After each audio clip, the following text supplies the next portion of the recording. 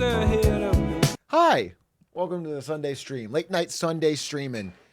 This is how we do it around here. Can I get an Ayo? For you, that's Zachary. Ayo! What's good? I just got back from basketball. I'm a little bit tired. Also couldn't find a fucking bucket today to save my life. So I'm also exhausted. So I was thinking we watch New Casually Explained and take it from there, see what we got. I mean, a vibe. See how you guys are doing. I mean, is there anything? Let's see. Hey, Dill Pickle, thank you for the 5 months.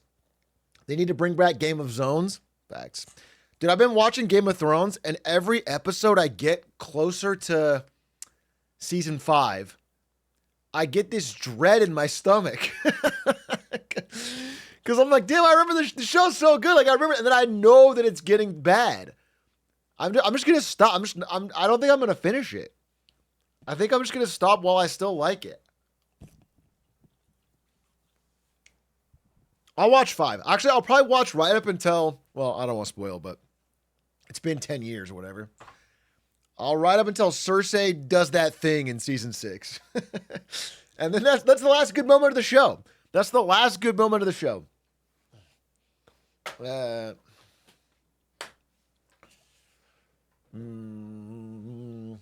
Meg, I hope you enjoyed this sermon today. I couldn't make it to church. Could you give me a recap? Yeah, of course. As you guys know, I go to church every Sunday. I'm a devout Buddhist. I go to an all Buddhist / Methodist church. And the sermon today was great. It was about letting go, about inner peace.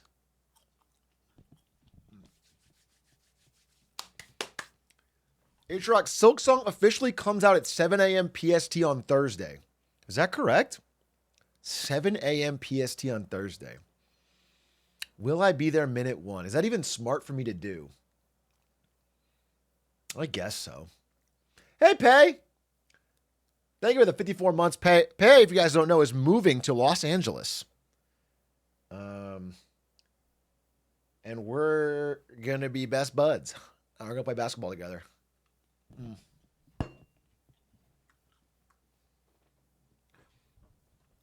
And if you drop a sub right now, I'll tell you his address so you can come and live with him or stay with him. All right. All Atrioc viewers get to live in Pay's apartment. It's a free place. Every sub.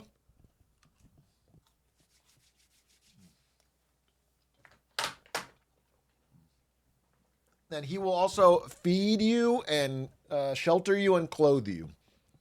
So it'll be awesome. Clothe you. Yeah. And you show up naked. And he'll provide the clothes. What is this? This is an abomination of a fry.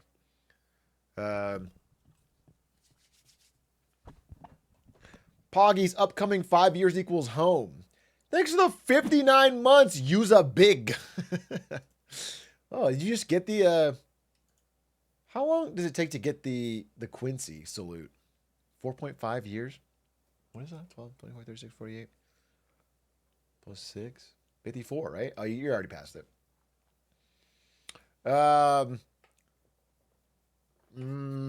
Captain Q, for the 60 months. Is the salute the last one we have? Is the salute our finale? Because I feel like I should add one more. A 5-year. Well, I don't know what it would be.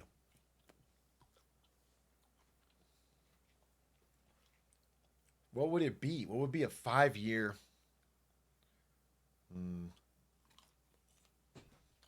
A coffee cow? A refund for all the money. Okay. All right. Well, my dick. A lettuce wrap. Silk Song. None of these sound very good. Enron logo's not bad.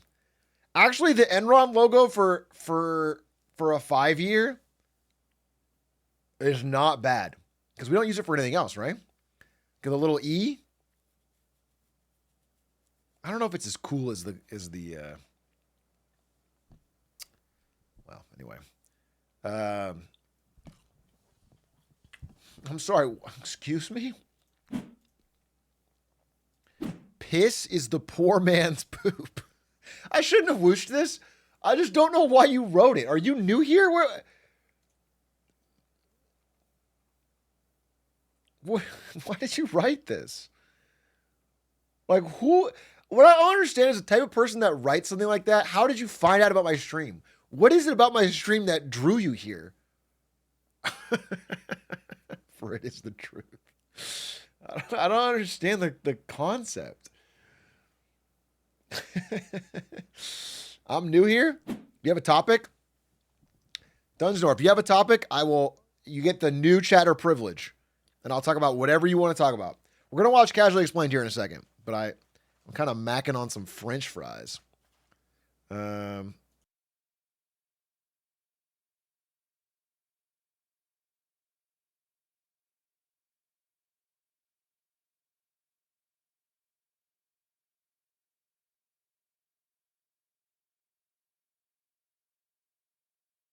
Dude, every time we ask someone to pick a topic, they fucking freeze up. It's not that big. You can say anything, bro. What did he say? He said Silk Song? Shit topic. Banned. Have some creativity, bro. Put some fucking thought into it. Don't just fucking shit out the first thing you think of. Put some fucking thought into it. Silk Song? When you're looking at the room at the first thing you see? No, I'll talk about Silk Song. Listen, the cool thing about Silk Song is that, I don't know if you guys have noticed, but every single day it keeps breaking new player records.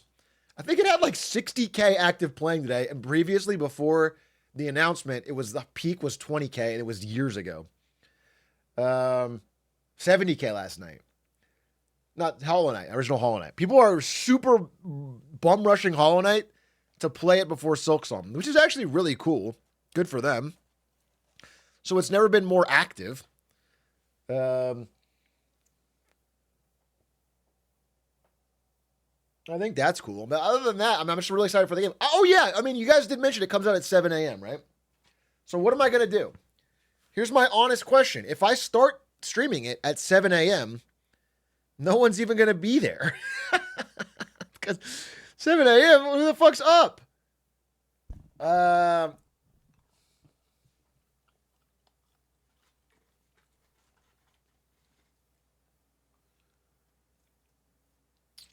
I wonder. I mean, I don't want to miss a minute, but I also feel like it would be wasteful to do because here's the thing. So I'm just going to reveal it. I'm going to have like a little trailer right before I play that goes through some of my history with Hollow Knight.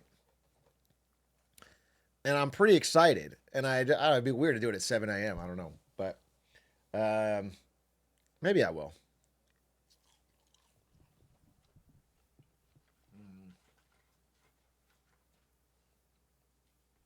Please don't. I need to play the game before you so I can backseat. All right, I'm playing at 7 a.m. If I play at 7 a.m., I'll have a precious 5 minutes of my life before someone starts backseating. I'll have this brief fucking window before someone starts backseating. It'll be the most glorious time I've ever enjoyed Hollow Knight on stream before chat ruins it, as they always do with a video game like that. I'm already pre-annoyed at the backseaters. I'm not trying to toot my own horn here, but I looked it up. Only 5% of players, and this is with cheats, by the way, have ever beaten Pantheon of Hollow Nest. Okay? Of all the players who've ever played it.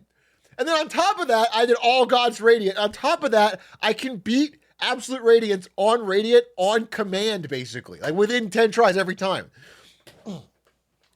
And I'm still going to get people coming in and backseating. I beat Pantheon of Hollow Nest casually a few days ago. And I'm going to start playing Silk Song and someone's going to be like, Lamau, do you even know what charms do? I just know it's going to happen and it's going to piss me off, dude.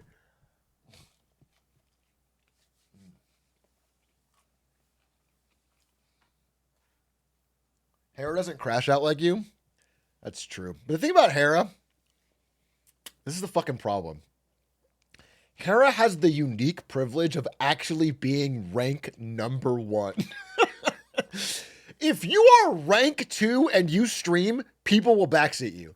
And you go, how the fuck do you think you're better than me? And they'll go, I'm rank 1. They'll lie. Chatters will always say they've done it. Whatever you can't do right now, they've always done it. Okay? They'll just lie. But Hera is actually rank 1, so nobody can... And people still backseat him, by the way. They still do it. He's the greatest player in the history of the game. And if you watch his stream, there'll be a guy in chat like, wow, I wouldn't attack there. Look, not a good idea to attack there. Dude, he's the fucking best there ever was. It's so crazy. It's so crazy. I don't understand the Twitch chatter love of backseat. It's like crack cocaine for them.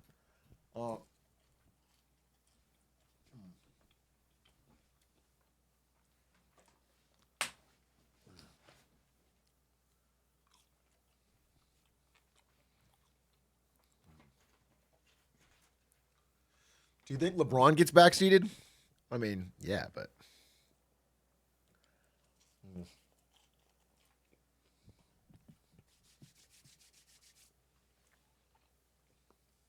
You've never backseated on someone else's stream? I'm sure someone can find an example of me doing it, but I actually think I don't. And it's not because I don't have the urge. I remember I watched, after I beat Elden Ring, I watched someone else play Elden Ring, and I was like, should have rolled there. In my head, I'm thinking like, what? Why aren't you rolling? But like, I didn't type it. I didn't fucking type it. Okay? Because I know how stupid that is to do. There's a person playing. Like, it adds nothing. Trump gets backseated all the time on how to run the country. Streamer who becomes a Trump fan because he doesn't like how much he gets backseated. I'm going to shift politically. I'm now on Trump's side. It actually is fucking annoying how much he gets backseated.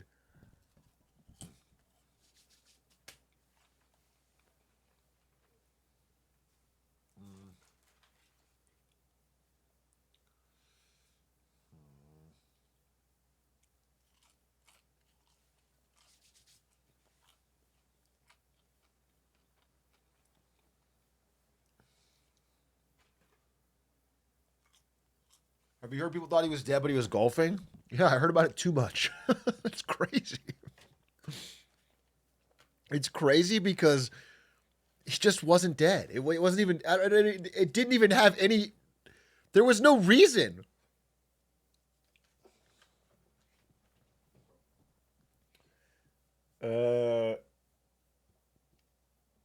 God forbid we have some hope. Okay. You have some hope? You're praying for JD Vance? You just sit there every night and pray JD Vance gets the keys?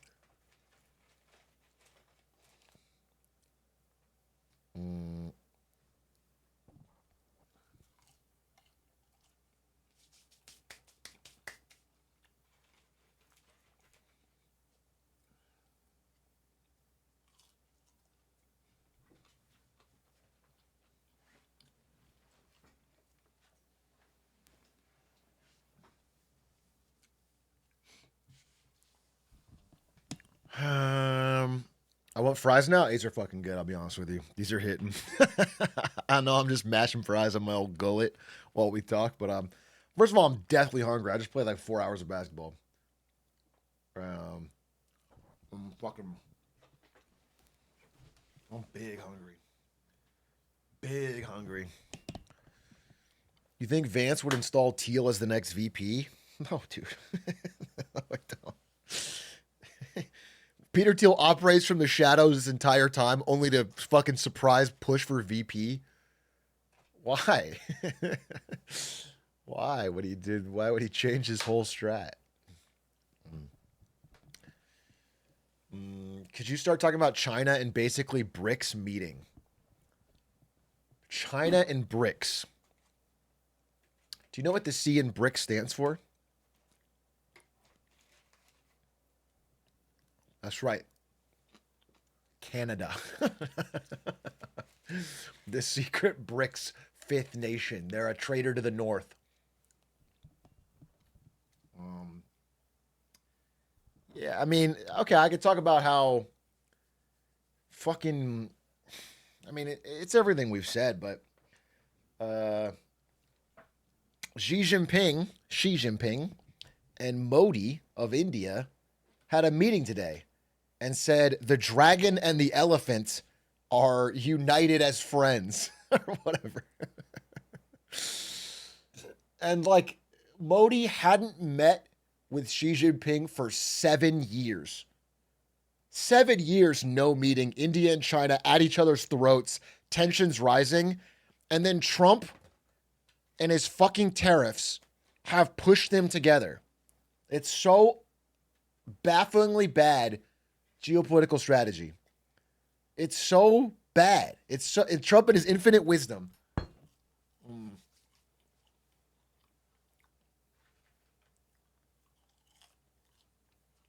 Give him the Nobel.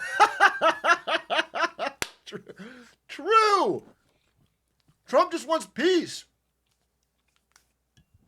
Trump said, why is China and India fighting? I'm going to do whatever it takes. It's like whenever you, it's like that trope in the movie when you want like the dog to go away, so you have to be mean to it.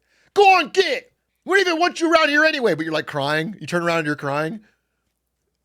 Trump did that to India because he wanted them to be friends with China. He's trying to heal the world. He actually loves Modi, but he had to pretend to be mean because he's playing 5D chess for world peace.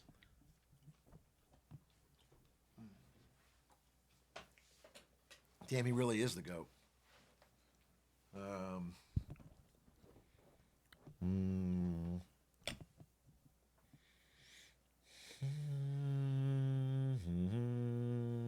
Ozymandias? Yeah, in a way.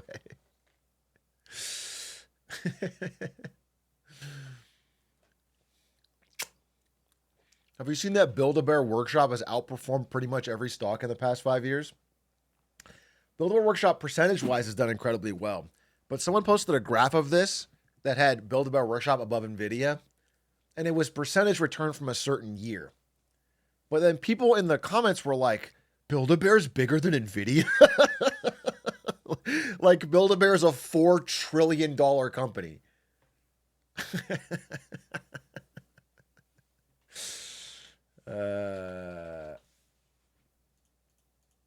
But yeah, over the past 5 years, if you'd invested in Build-A-Bear Workshop, you would have made a fucking 1,700% return.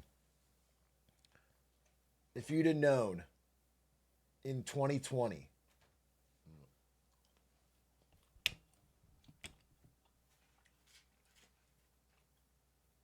How? I mean, is it worth $700 million? Maybe not, but how is it? Because they have all these IP crossovers that have been selling crazy well. They've got Hello Kitty shit. They've got Pokemon shit. They've got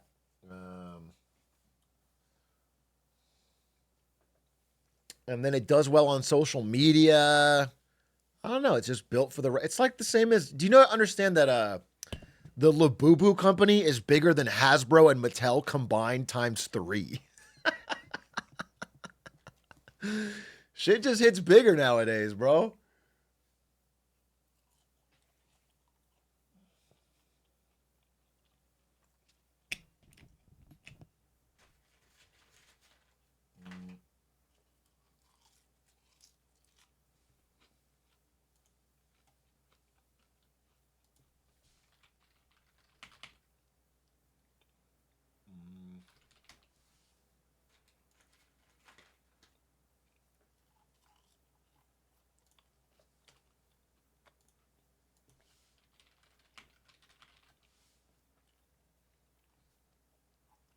That was in USD.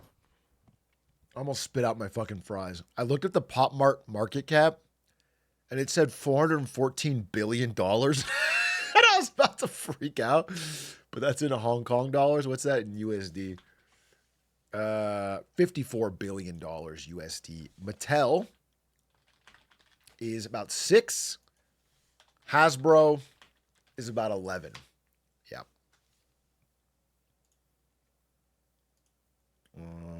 Yeah, Pop Mart's fucking huge. Who owns Funko Pop?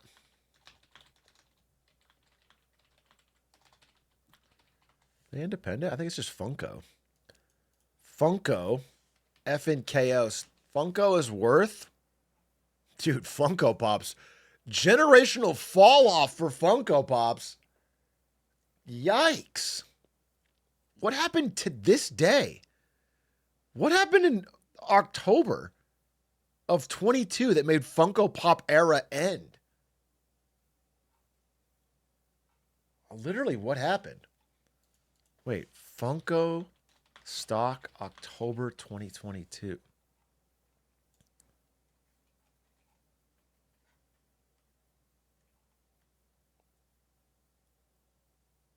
Third quarter earnings report where they had a major earnings miss. Yikes. Yikes.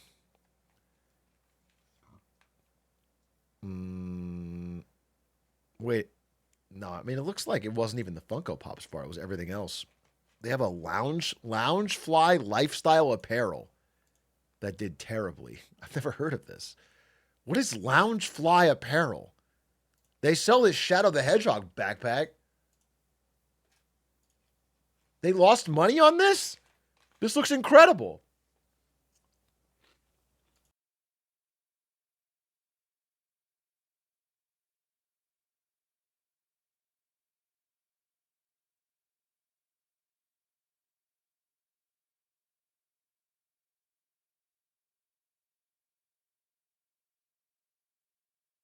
Well, so wait, is there a bigger toy company in the world than Pop Mart?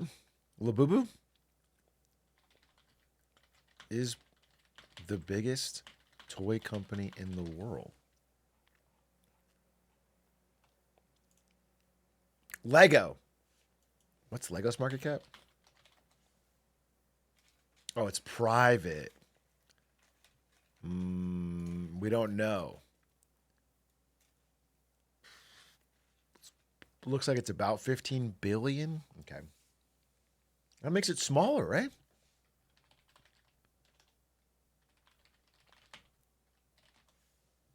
Dude, I think Pop Mart is the most valuable toy company in the world. Look at this. Look at this. That's crazy. That's fucking crazy, bro. I think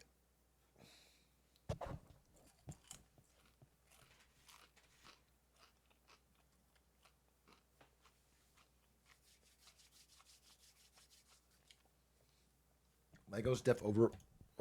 I don't think so. I mean, what best estimate Lego market cap? Let's see. Lego company value.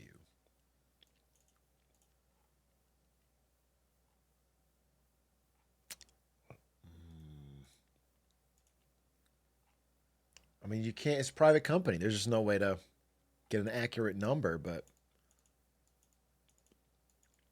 but you know, their sales are only a little bit ahead of Mattel. I think if Lego was a public company, that'd be worth less than Pop Mart, straight up. Get Lego on the phone? Yeah, maybe.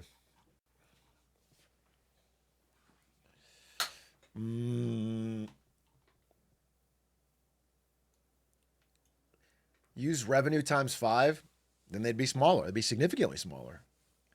They got 2 billion in revenue. If you gave them a 5x multiple, they'd be about $10 billion valuation.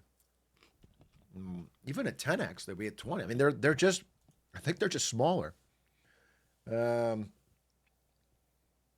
Pop Mart have other things? I mean, Labubu can't be worth that much. Or it's very hyped, I guess. Pop Mart. Pop Mart. Dude, it's crazy the amount of blind boxes. It's just gambling, bro.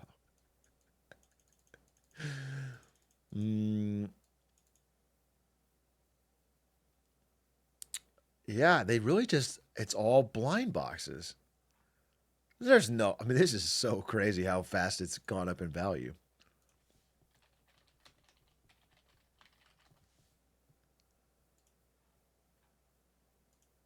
Yeah, it's, dude, it's only been listed since December of 24. It's a brand new company and it's already worth more than every other toy company combined. That's crazy. That's crazy.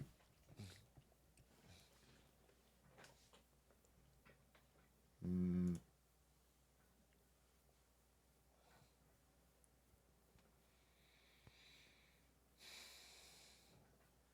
People love to gamble. I know. They kind of just fucking hit it. Gateway drug. Labubus are getting consumers hooked on Pop Mart and driving up business. Labubu dolls from Pop Mart have become the it item around the globe. Pop Mart stock, which trades in Hong Kong, has taken off as the toy has become a worldwide sensation.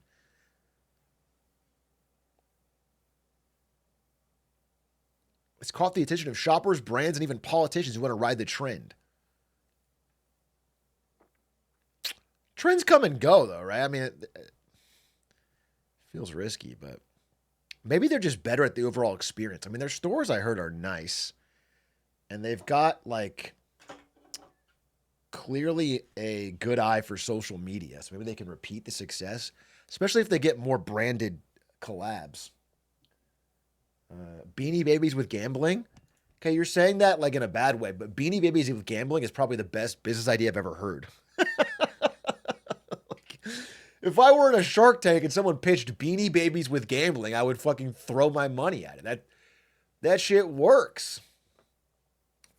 It's like I saw today. I saw on Twitter some startup people, some woman raised $2.5 million for like an AI astrology partner or something. And people were ripping on her like, wow, this is so stupid. VCs are so stupid. But I'm thinking like, dude, I bet you could fucking mass money off of AI telling people what they want to hear around astrology. You know what I'm saying? There's a market. Somebody who's deep into astrology getting told how, I don't know, and they're unlocking their fucking fortune or whatever. Like it's not a crazy idea. It's just like not maybe an amoral one. Okay, let's watch Casually Explained real quick because I heard it's about Canada.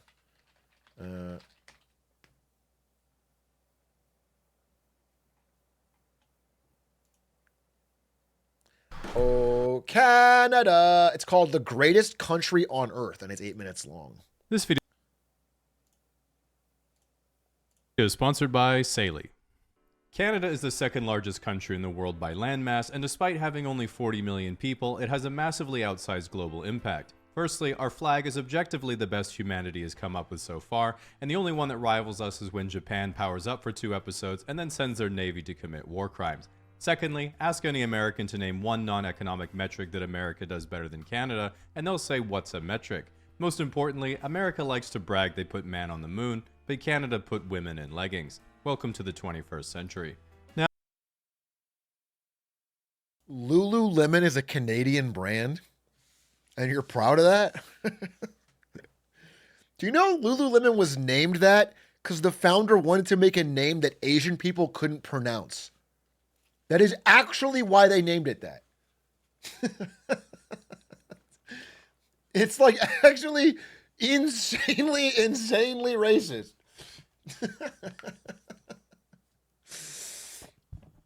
And that's Canada's proudest company. What is Canada's biggest company other than a bank? Because obviously their highest market cap is going to be a bank. Every country's.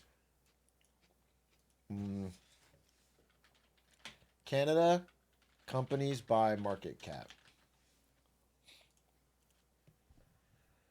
All right. Number 1, Royal Bank of Canada. Number 2, Shopify. Shopify Rebellion. Holy shit. It's Shopify. I didn't know that was a Canadian company. Then it's a bank. What is Inbridge? A bank? Crude oil and liquid pipeline system. All right. We love crude oil. Nothing crude about it, really. Pumping oil is badass. All right, Inbridge. That's a real job. That's a man's job. Brookfield Corporation and Brookfield Asset Management, separate companies with nearly identical market caps. That's weird. What does it do? What does Brookfield do? What does Brookfield do? Asset management. Okay. Bank of Montreal. All right, so Shopify's the big standout here. Good for them. Yeah, it's railways and banks. Mines. Is that gold mine? I think I own shares of this. Yeah, I do. I do. I bought, this is not a ton of money, but I bought a bunch of gold miners. Yeah, I bought a bunch of gold miners. How's it doing? No fucking way. I should have bought more. Oh, I only put like $5,000 in, bro. I should have bought more. You know, I'll tell you exactly what happened. I'm not fucking kidding. So, this, I don't know who I was listening to, but I've obviously been very gold pilled. And this guy goes, he goes, all right, in times of inflation, step 1, the gold goes up. Step 2, after the gold goes up, all the miners go up. Step 3, after that, then silver spikes. Step 4, after that, then the silver miners spike. And I was like, I don't know if you're fucking crazy or not, but I'll throw some money at gold miners. That's funny. So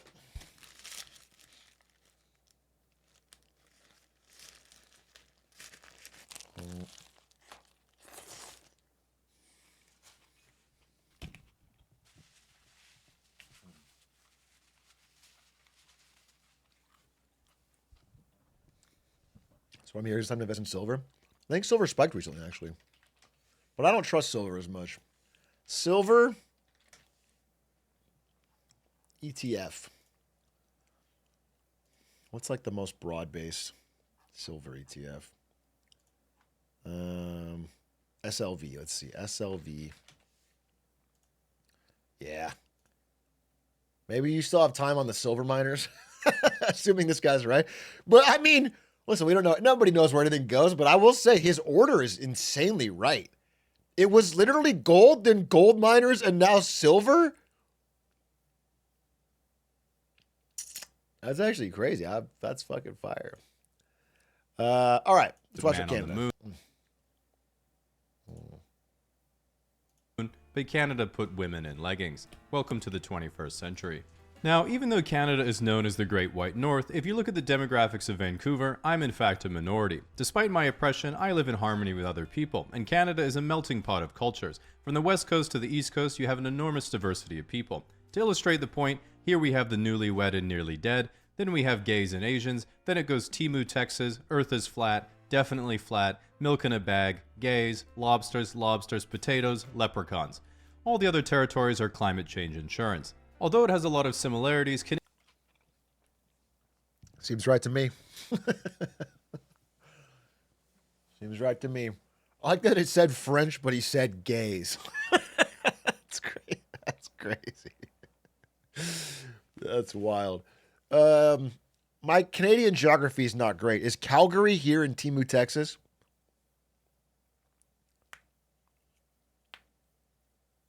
Yeah, that's where I was. That's where I was, and it was America pilled. There were Cybertrucks, there were Ford F-150s, all right? It was America, bro. Low key, high key. Dude, this lettuce bun burger, do you think I'll be welcome in Timu, Texas with my lettuce bun burger? Or do I need to go to fucking Quebec?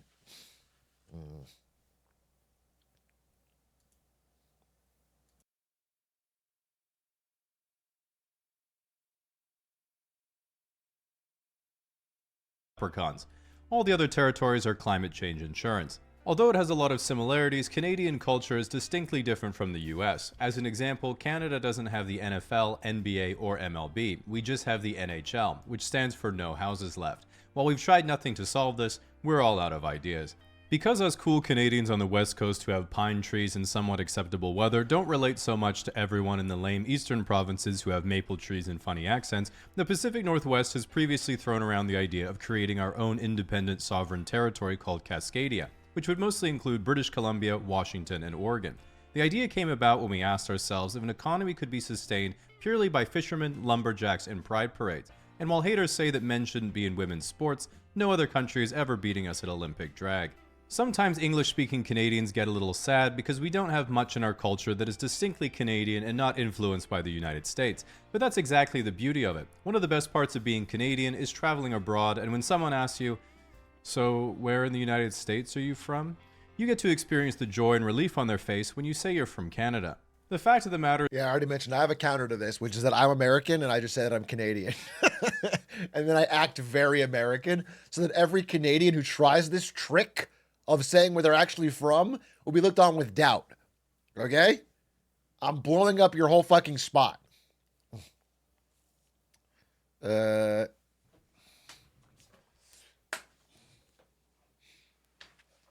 I'm still a manager. When I'm on holiday, I turn up my Australian accents. Are you actually part Australian? Because if you're just making it up, that's insane. It will not sound right. G'day, mate. He's Chinese.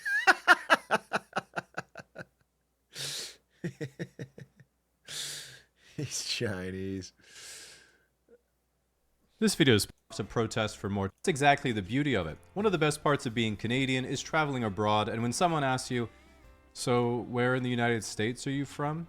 you get to experience the joy and relief on their face when you say you're from Canada. The fact of the matter is that Canadian and American culture are deeply intertwined. You might be European and think, "You North Americans are all the same. You think life is only about working and making more money so you can consume more. Over here, we know what truly matters in life. €2 wine, 3 girlfriends, 1 passport." Easy to say when you have time off to protest for more time off, but this jab doesn't faze us Canadians. Americans work long hours, complain a lot, and make a lot of money, whereas Canadians work long hours. Similarly, the moment a Canadian goes to Europe and is like, "Wait, everything's closed from 2 p.m. to 7 p.m. and every Sunday? Every street is one way? Why does it look like they just tacked on traffic lights to 300-year-old cobblestone roads? Where's the street parking? Where are the highway systems to connect us to Costco?" We then suddenly become aware there isn't a single IHOP, Tim Hortons, Denny's, or 24/7 Jesus drive-thru Christ. literally anywhere. It's a fucking disaster. No Denny's? How the fuck could you call yourself Europe if you don't even have an America's Diner? There's nothing to eat. Do you starve?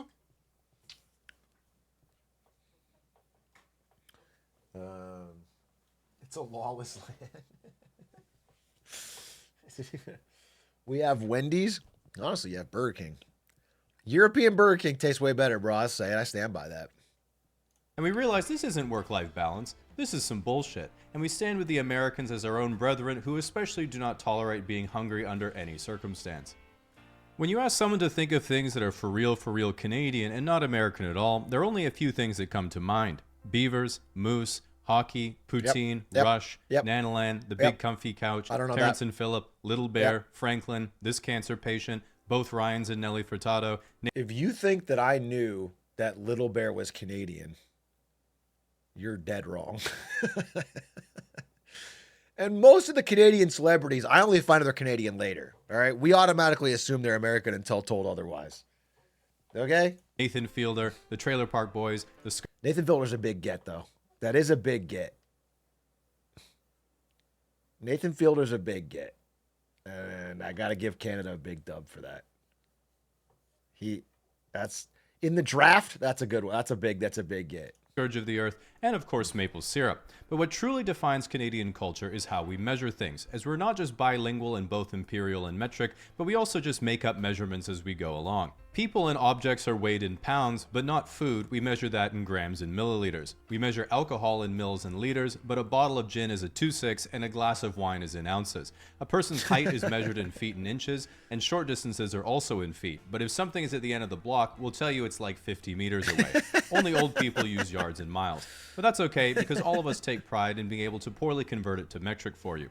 Long distances are not measured in kilometers or miles, but are instead measured by the time it takes you to get there. All temperature is measured in Celsius because Fahrenheit just makes no sense at all. This excludes the oven. That should obviously be in Fahrenheit, as we all know Celsius only goes up to 100. A major difference between Canada and the US is our slang. For example, what do you call this? We call this pop, while you guys call it soda. You call this a beanie, and we call it a toque. We would say this is a washroom, you would call this a restroom. Fair. We would call this an ambulance, while you call it filing for bankruptcy. We like to say that went from 0 to 100 real quick, while you say 32 to 212. No, we don't While do that. Canadians are known for saying sorry a lot, it's not because we're apologizing at all. We use it for every situation an American would say, excuse me, pardon me, huh, or oops. Trying to move past someone in the way, that's a sorry. Bumped someone accidentally, that's a sorry. What did you say? That's a sorry. Spilled your own drink? That's a sorry. Wait, that was your land? That's a sorry. For some reason, Americans find our words for things cute and endearing, while we're annoyed because that's just how we talk. I thought Americans were just giving us the big brother treatment until one time an American came into the souvenir store I worked at when I was 18 and was like, Aiden was on the fucking Patreon of the pod, and he kept saying, I can't even pronounce it this way he does. Borrow. Can I borrow $5? Borrow $5. He still yeah, it's fucking...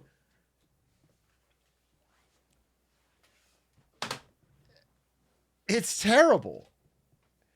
He's still got it in him, dude. He wasn't trying to fuck with us. We asked him. We followed up. It became a big segment. And he says that everybody in his life here in America makes fun of him when he says borrow. But it's a sickness. He's also strapped for cash. Yeah, he's broke as shit, dude. He was literally on air begging me for money because he's lost it all on fucking Gucci belts. How do you say it? Borrow. Can I borrow $5? Slicker. I need it more than you. Slicker, can you ask all the other streamers to borrow money and then funnel it to me so that I can hide it and then blame it on you? That's like an example of a sentence you might say.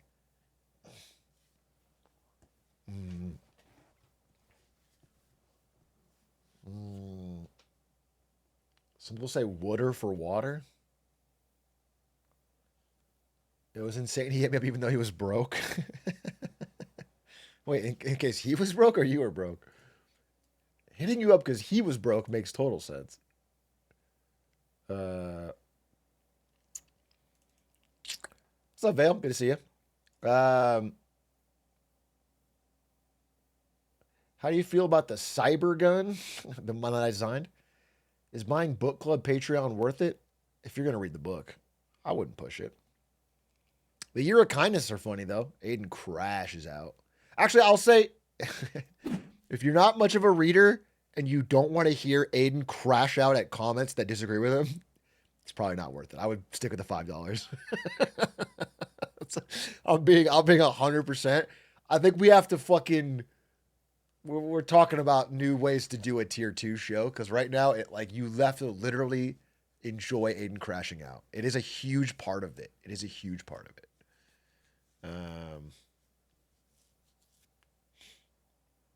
But I think the Patreon's great. I actually think, low-key, if I'm doing a little plug here, this Patreon episode that's coming out tomorrow, I did this whole discussion on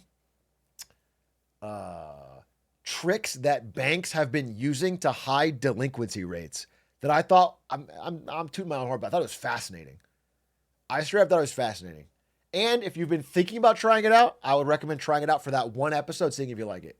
If you don't like it, it's not gonna get better than that. But I bet you'd like it. If you like big A content or something, I thought it was fuego. Anyway,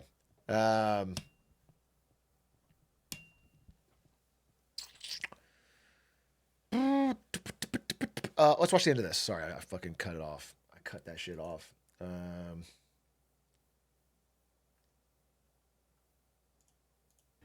Help me out with your monopoly money. I can't make sense of it.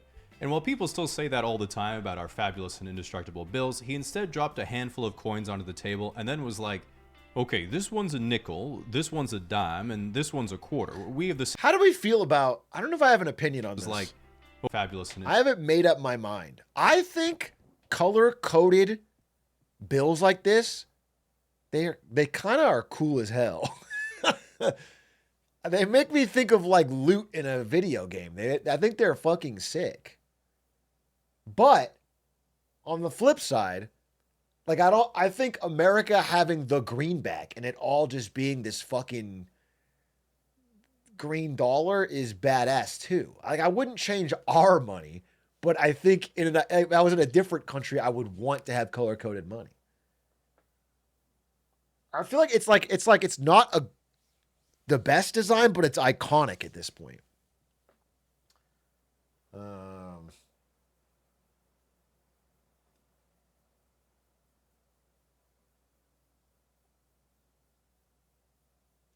It would be kind of sick though if there was like a $500 bill that was like gold.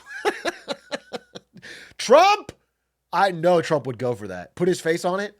The $500 Trump bill and it's gold. Tell me he wouldn't go for that. Bro, I swear to God, make me a world leader. I could fucking have Trump eat out of the palm of my hand. It'd be so easy. Did you see what Korea did?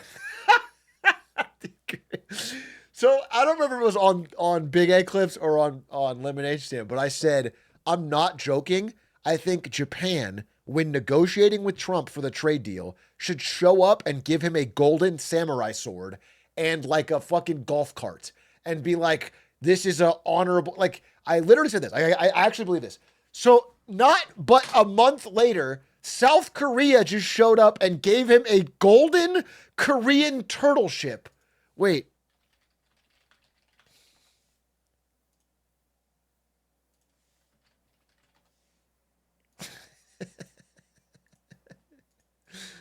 Where's the fucking high-res version? Look at this. They showed up, they gave him this and like a golden pen with, I think, his name on it. And the deal got signed.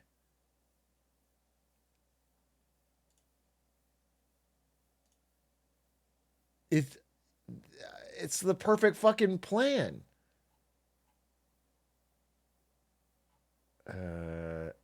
And then you want to know what gifts that you want to know what gifts Trump gave South Korea back? Here's a simple question. This is what they gave Trump, a symbol of their culture in solid gold. Okay? This is what Trump gave them back.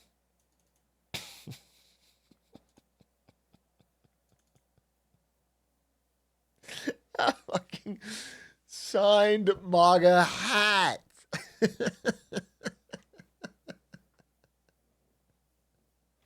He gave him merch. And then he signed the menu. This is the menu of the lunch they ate. He signed the menu. Iceberg lettuce, mango ice cream. Just the fucking meal they did that day. Trump got scammed. That's what I'm saying, bro. He just got this fucking rinky-dink gold turtle ship, and they get a priceless signed Make America Great Again hat and the menu? Art of the deal, baby. And if he keeps doing that one step at a time, if he keeps getting the net advantage of the trades, he's making the U.S. wealthier. Every time he meets a leader and gets more than he's giving in terms of gifts, he's making our country wealthier one step at a time. It adds up, bro. It adds up. He's just thinking about the country.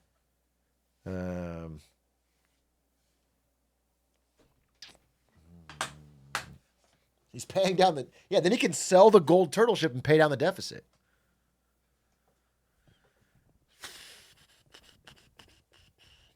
Atrioc, trust me, I didn't spend a month trying to stay up till 4 a.m. to ask you this question. What's the question, bro? You've put a lot of effort in. You have to go to school in an hour, so you ruined my sleep schedule. What's the question?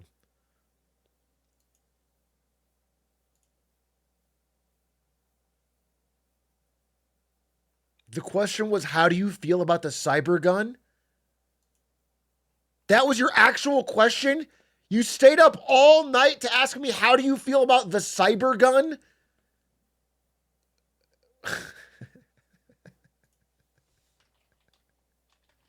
If you guys don't know, the cyber gun is just a fucking... It's just a gun that I made in Blender when I was learning how to use Blender. I feel good about it. I did a good job. I mean, this is just well designed.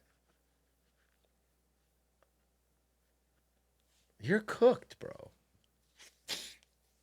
How do I feel about it? I feel good about it. I feel like I did a good job designing it. It feels like it belongs in GoldenEye. Can you release it as merch? Do you think I should sell firearms as merch? Answer, yes. I will do it.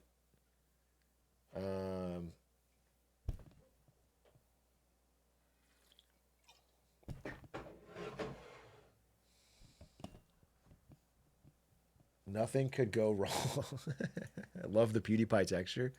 He's in on it. He's cross promoting. We're gonna do a sale at the nearest bridge.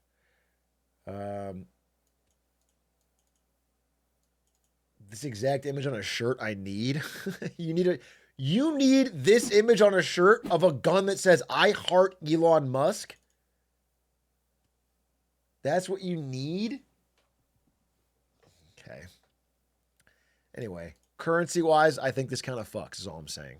I think it's cool to have color coded loot drops of money. Dude, I think it would be cool to have color coded coins that were worth lots of, like, I think it'd be cool to have a $50 coin. A red $50 coin. Wouldn't that feel fucking badass? It's like a casino chip, yeah.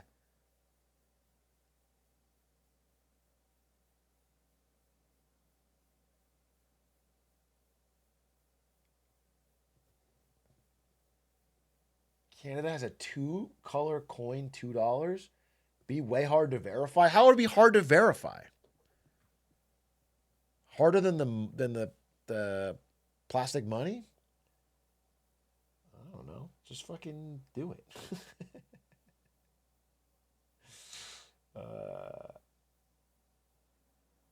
I'm gonna paint my $1 coin to make it 50. It's actually you get the, I mean, they'll make them different sizes, I guess, so it's not so easy, but like, it would be funny if there was like $100 coin that was like green or whatever, and then you paint your cheap ones, and then you just try to slam it on the table. Indestructible bills, he instead dropped a handful of coins onto the table and then was like, okay, this one's a nickel, this one's a dime, and this one's a quarter. We have the same sort of thing back home, but what on earth are these things? Okay, so that one's a loonie. A what? Oh my gosh! Wow, what's that worth? A dollar. It's got a loon on it. It's like a duck sort of thing. That's why we. Did you know coins have ridges around the edge? Because otherwise, people used to shave the edges off them and then melt them down into new coins. I did not know that, and I guess I knew it from knowing that people did do currency fraud with coins. But I guess I did not know that the shaved edges was a counter to that. Coin clipping. That's funny.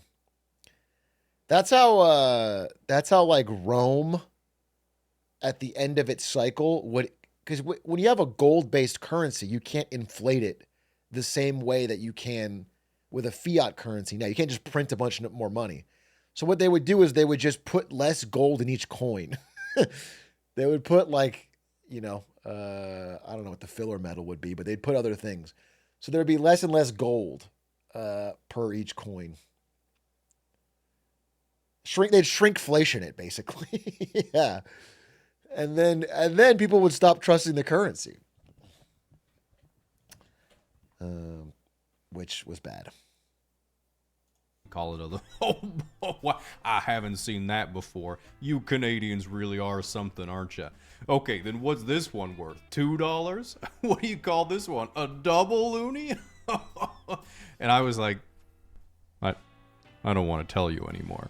It's a tootie! Anyway, before you ask, yes, we do throw them at strippers, and yes, they do die sometimes. If you've ever wondered why your girlfriend always has random bruises on her legs and she says she doesn't know how they got there, now you know. At the end of the day, there's really only one way for Canada to be better than it is, which is if Air Canada were replaced by literally any other airline. Besides that, only a few suggestions have been worth considering, like when Trump threw around the idea of the United States becoming part of Canada. While this would increase the amount of provinces we have to 60, it would require some sacrifices. First of all, the force field we built on the southern border would have been for nothing. Secondly, guns would be everywhere, particularly in my possession, causing a threat to general safety. True. While Americans would finally get universal healthcare, that would bankrupt us all. And while the little morsel of British education we still have in us would be cancelled out by the American education system, I'd finally be able to get a good brisket. All in all, not a bad trade-off for America to be run by Canadians from here on out. Now, if you're someone who's been threatening to move to Canada every 4 years if the guy you don't like gets in, you're cooked when I get in and there's nowhere to go. At least nowhere that's covered by your cell phone provider's roaming plan at a reasonable price, which is why today's sponsor, Saley, has you covered. Check it out, Saley. America's healthcare is really expensive because of Americans being really unhealthy. That's not the reason. Americans are unhealthy, but that's not why it's so expensive. That's not the reason. No, that's not. It's a moral failure.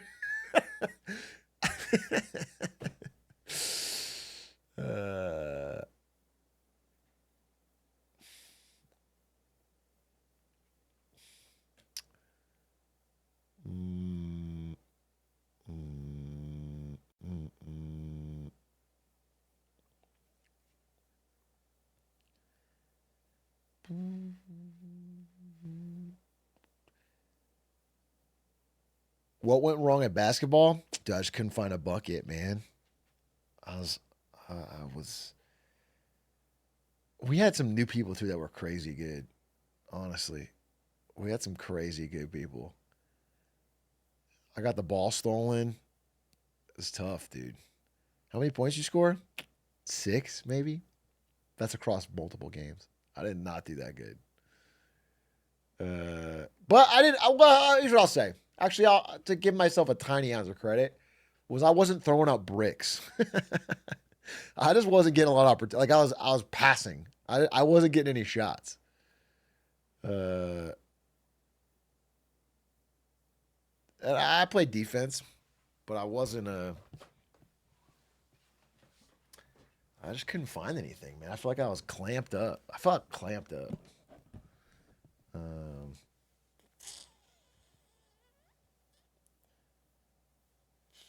So you were getting clamped? Yeah, I think I was getting clamped, dude.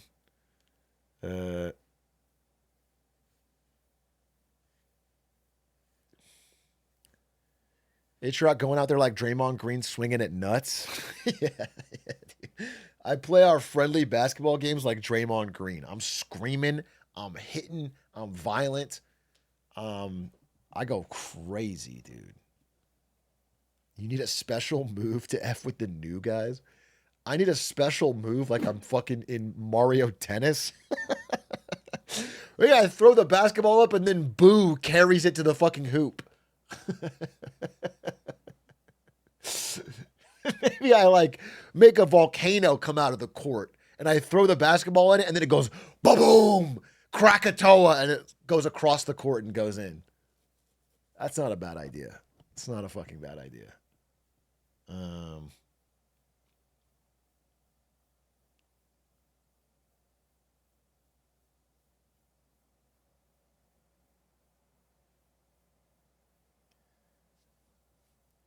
It would be a shot. They should start naming moves in basketball. They do. They do name moves in basketball. Atrioc, would you consider taking steroids if it made you a 10x better baseball player in 2 weeks? Would I consider taking steroids if I became 10x better at basketball in 2 weeks? How long did it take steroids? What's the side effects?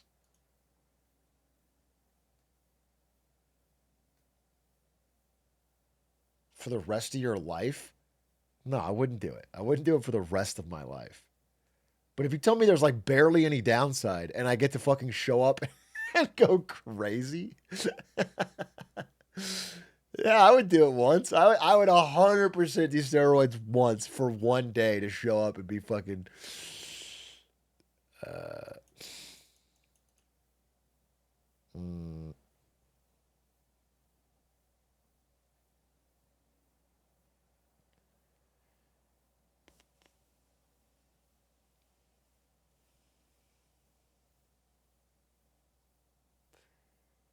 there are no downsides to steroids. Oh, interesting. Do steroids once or dinner with Jay-Z. And this is just steroids with no special powers. I guess dinner with Jay-Z. Although I really don't. I think dinner with Jay-Z overrated, man. I feel like you're not going to get a lot out of that dinner. I feel like dinner with Jay-Z is not going to be the life-changing event that people think it is. I don't know what advice you get dinner. I mean, he probably eats at nice places. I think actually dinner with Jay-Z is mostly worth it to get a picture of getting dinner with Jay-Z. That would be the hardest tweet of all time. That would be the hardest tweet of all time. If it's just you at dinner with Jay-Z and the caption's like, wish I took the money. That'd be fire. That'd be a 500K. That'd be 500K likes. That'd be dinner with Jay-Z at a Chili's. um,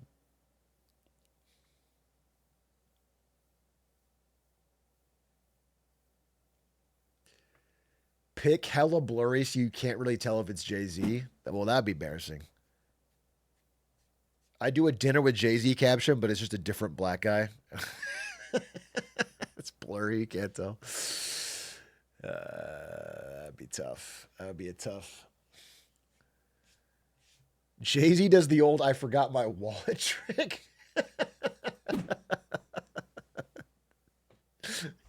He's patting his Jay-Z worth $2.5 billion.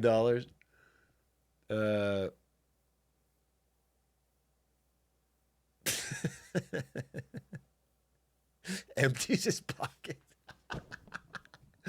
Dude, it's comical to imagine someone literally turning their pockets inside out to prove to you they don't have their wallet. That's so embarrassing. That's so.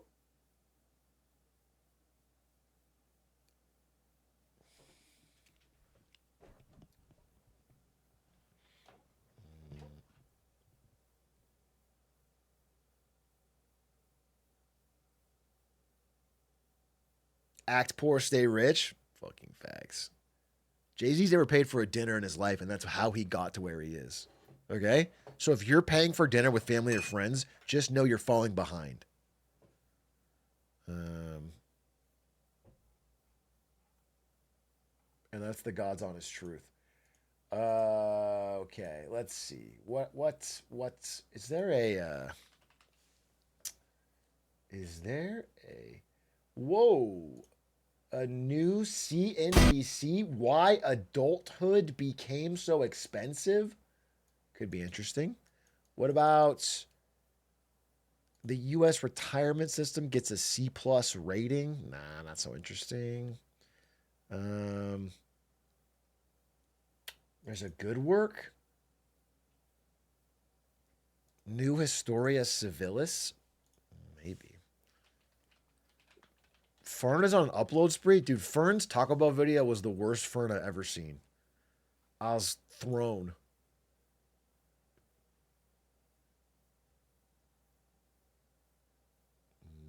Too long. They might have got private equity. I don't know. But it just was such a... The good work is great. Good work. What is it about? Are the mega rich ruining the Hamptons? All right, I'll watch it. It's not the affluent community that most people think of when they hear the Hamptons. John Bon Jovi and Paul McCartney roam freely among us. Barack Obama, Mr. Trump was in town. There was a witchcraft case in East Hampton in 1657. Money is power. Gucci doing a collab with somebody who makes ice cream. People don't understand that there is...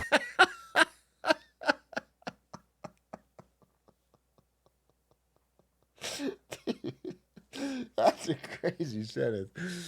Money is power. Gucci doing a collab with someone that makes ice cream. Gucci ice cream. What? I don't even understand how that would be beneficial.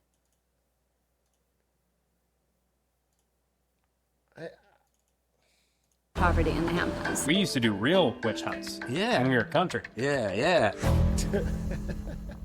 The Hamptons, the far-reaching tip of Long Island where New York's business elite and the world's celebrity overlords escape to rub moisturized elbows in idyllic beach towns and gargantuan backyards. The kind of place where you could find Justin Timberlake drunk driving from a Paul McCartney concert to a Diddy party, all before 5 p.m. But my sources tell me that beneath this moneyed paradise, the area is facing a housing and affordability crisis. What? The cost of living is getting nearly impossible. The level of rich is gone through the sky. $400 melons, a vending machine for caviar. It seemed clear that the Hamptons were Hamptoning too hard. If you're rich enough to want caviar, wouldn't you not want it from a vending machine? Doesn't that defeat... Who is this for? Like the striver, upper middle class guy that wants caviar, but...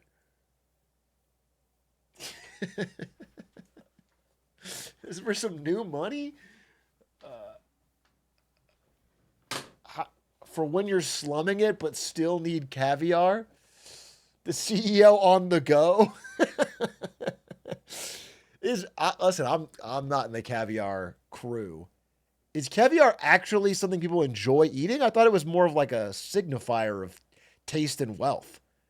You're not like shoveling down caviar in an airport line, right? You're not.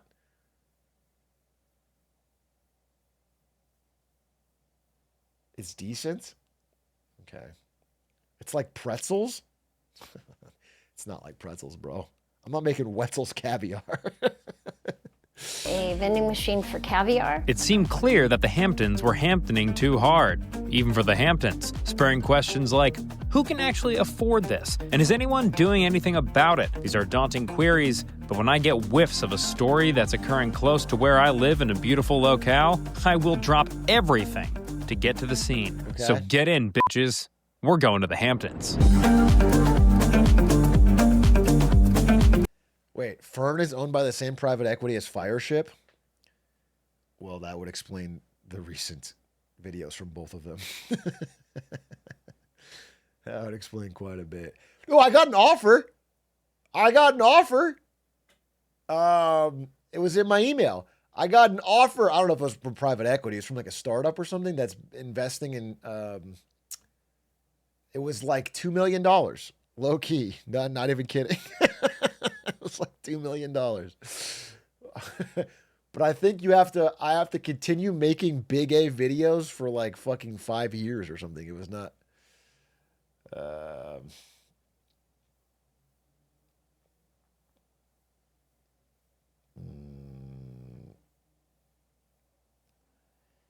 it felt like a bad idea. So I told him make it 2.2 and we had a deal. So I've been private equity for the past 6 months. No, I don't know. But I did get an offer, which is kind of crazy.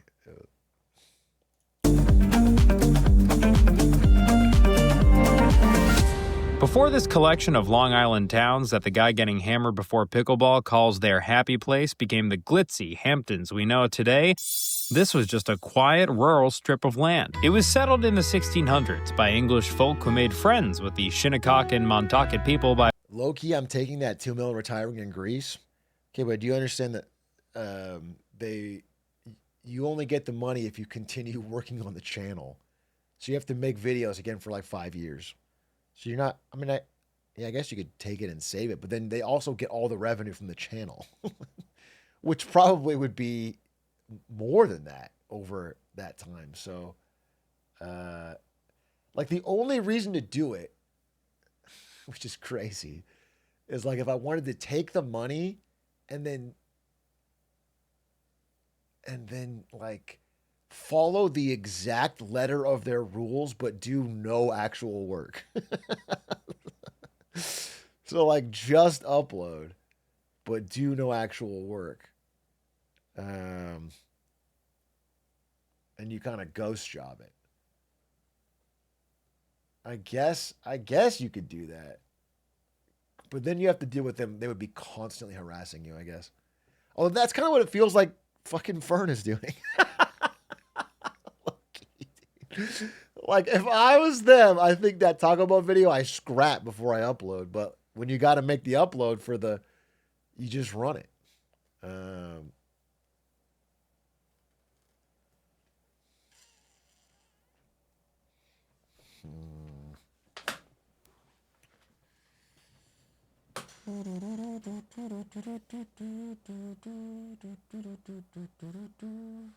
Drew Goodening? You think is Drew Gooden private equity? No way, right?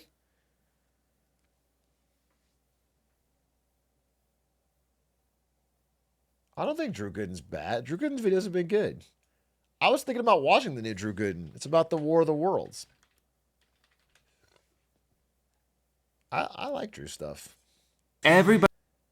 He doesn't put out a lot of, it's pretty rare and the quality's pretty good.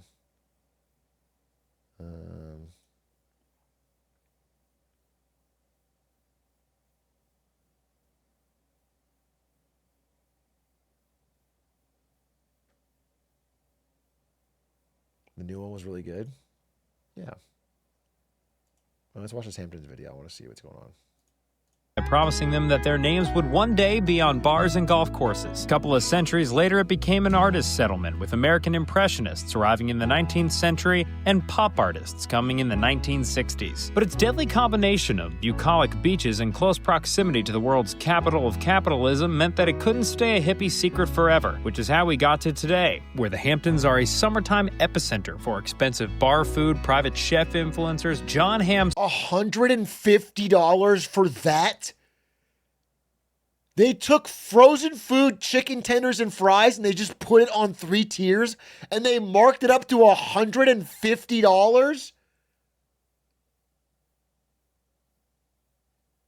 That's actually fucking crazy.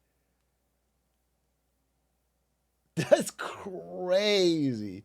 That is that's like the cheapest slop for... That's crazy to pay that. Sightings and circle driveways of imported gravel. To learn more about what to expect from a wealthy beach community in 2025, I hit up Dion Searcy, a veteran journalist for the New York Times who currently covers wealth and power. What are the Hamptons? Well, I like to call it Planet Hamptons. It's just a place where a collection of some of the world's wealthiest people, not just New York's wealthiest, but the world's wealthiest people hang out in the summer.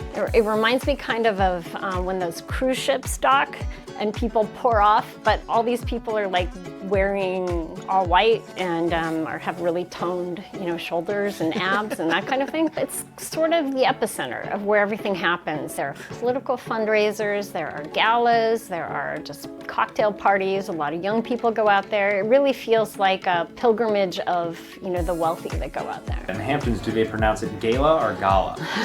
They say gala. They say gala. Yeah. Okay. And with that, I had everything I needed to know. So I set off for the Hamptons.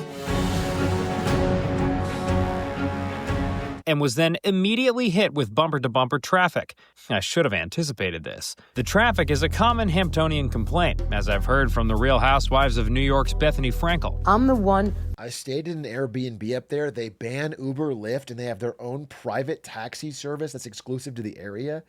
You have to download a Hamptons taxi app.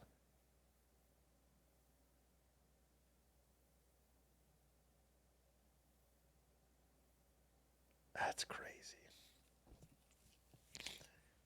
That's crazy. Who is glued to the Hamptons, and you can't drag me out. This summer, all the videos people are posting about the Hamptons being off, the traffic is suffocating. Preach, Queen. And while I can confirm that the traffic does actually blow, I did eventually make it to the land of abundance. Sorry, why doesn't he just simply drive up this lane, gun it straight down, then get right here and then lay on the horn until they let him in? I don't... Is he stupid? Is he fucking stupid? Confirm that the traffic does actually blow. I did eventually make it to the land of abundance, where I immediately went for a stroll on the beach with Vanity Fair and New York Magazine. Throw on the hazards. Throw on the hazard lights, bro.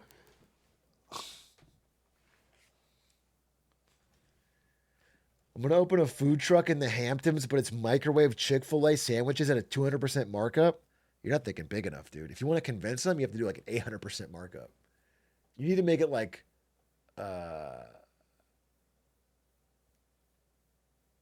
you need a name, a very pretentious name. And you need to buy the chicken sandwiches and you need to charge like $70 for them.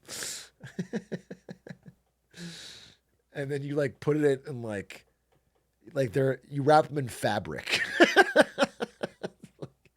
You get like a fabric holster for your sandwich. Le Pluck. Yeah. Yeah, no, it's called Pluck. Pluck with like a golden feather is the logo. And it's called Pluck. And then there's like a fabric and you have a chicken sandwich. And then you put them in a little picnic basket.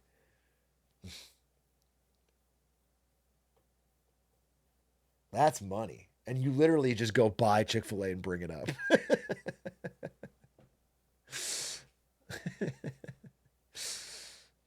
Magazine contributor Stephanie Krikorian. That was my big story for Vanity Fair that got picked up. Rich people of the Hamptons have a new headache, even richer people. You can buy trees for $150,000 to $200,000 per tree. It's 50% of that to plant that tree. So you're looking at $250,000 for a tree. A money tree of sorts. It is essentially a money tree, but the reverse. But is that a new thing, or has that always been the case in the Hamptons, for a where you're like, tree? look, yeah, of course we got rich people, and then we have like royalty. The level of rich is gone through the sky. the roof? Yeah, there's just nowhere to go. There's nowhere for people to live. Stephanie made it clear, outside of the ritziest folks in town, people were struggling to keep their head above water. I simply had to burrow deeper into the community's business circles. Okay. And folks, you burrow deep enough, you're gonna find a guy like Gavin Menu, the chair of the East Hampton. Oh, I thought he worked at a restaurant. I was like, if your name is Gavin Menu and you own a restaurant, that's divine happenstance. Chamber of Commerce and co-publisher of many local newspapers. We don't throw around the word crisis or disaster lightly, but that's exactly what it is. I think that the crowds here this summer, we have a joke that we say it gets worse every year, but it actually does. And I think that... Are you referring to us visiting? Partially, yes. There's always been sort of a tension that our population booms like it does, and there's so many people here and our roads are overcrowded. And at the same time, it's what supports our economy. So, you know, a business owner might say, boy, the roads are busy, but so is my restaurant, or so is my store, or so is my business. So the tension has always existed. I think that it's gotten worse over the last decade or so because of that cost of living is making it that local people feel they can't stay here any longer. I got one question for you. You want to live your whole life naked? Or when you go outside and see you want, viewers have an exclusive, VPN. and you'll get internet and navigation. And if you don't like it after 30 days, you'll get your money back. Guaranteed. But surely this is just how resort communities like the Hamptons have always worked, right? Rich out-of-towners come and disrupt local life. That's certainly what I like to do when I go on vacation. So I took my kids to the East Hampton Historical Society for some context, left them in a hot car, and did an interview. Nice. People were coming in here before the Civil War, but what happened? Wall Street. When Wall Street blew up, that, I think, has accelerated the pace of development out here. Hugh King is the official town crier of East Hampton, a former teacher, and a lifetime resident of the area. He says that the affordability problems out here are only going to get worse. The pandemic, accelerated some of these people leaving the city and then getting a house out here instead of renting, buying. And of course, they could afford the extremely high prices. In 2019, the median price for a Hamptons home came in at around $960,000. After the pandemic, it was $1.3 million, and today it's over $1.9 million. That can't be right. 1 bed, 1 bath, 600 square feet. That can't be right. That can't be right. For 1.9 million, I don't believe that. I have to verify. What is a fucking 1 bed, 1 bath, East Hamptons, New York for sale?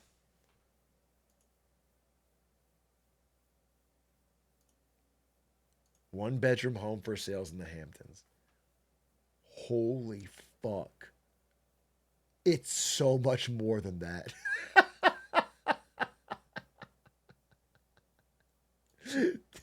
What can I show? This doesn't look like show my fucking. Okay. Dude, what the fuck? 1 bed, 1 bath, 600 square feet, $2.695 million. That's unreal. That is unreal. How can you possibly you have to have so much money to not care. That's crazy. That is such a large amount of money. Damn, I can't believe that. That's like one of the most insanely terrible. Dude, you know what's crazy? This was bought for half that price in 2020. That's crazy. That's crazy fucking work. Man, that's unreal.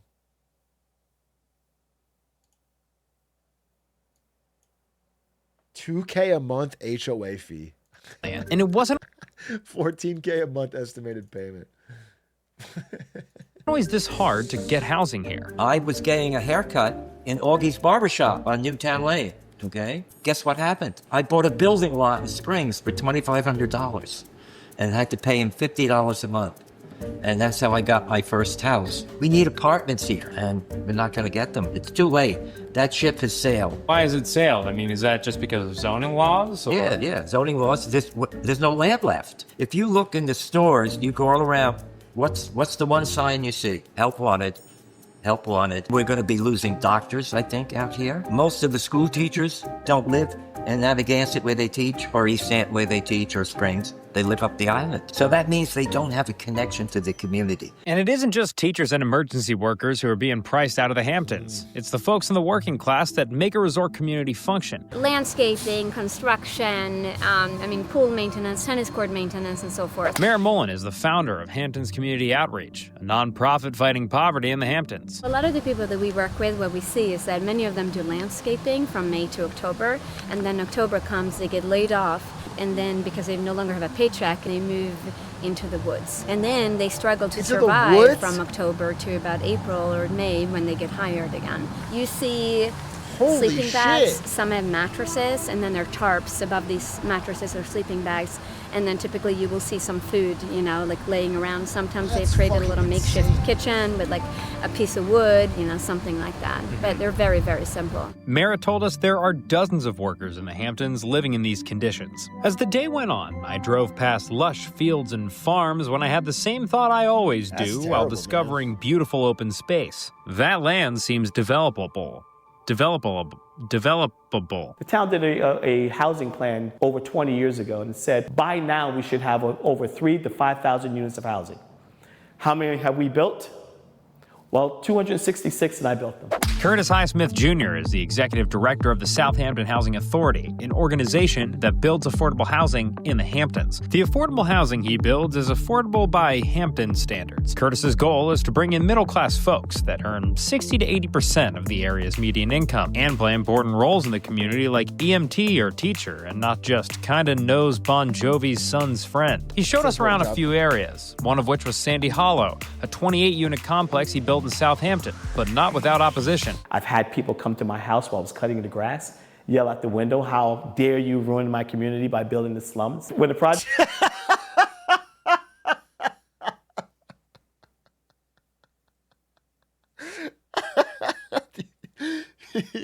That's so funny because these like apartments are probably like $4,000 a month or something, but it's the slums.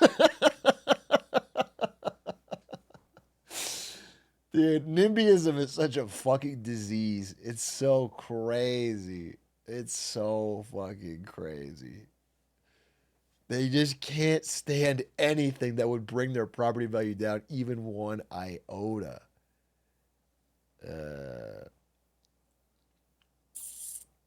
What's fucked up is that you shouldn't be consulted. It's so annoying that we have like these community town halls and shit. It bothers me. It does no good. The people that show up are the rich people that already own buildings, and they block the fucking.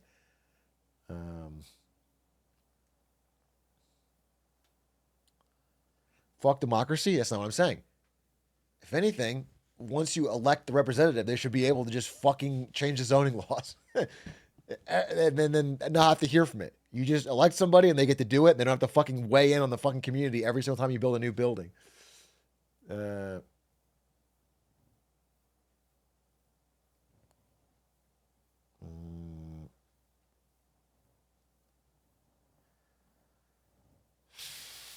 But I think it should be nationwide, bro. I don't even think it should be up to the local communities. I don't think it should be up to the states. I think it should be an emergency, nationwide, fucking new Bill of Rights that mandates, the way Japan does it actually, mandates nationwide upzoning. I think that would be better.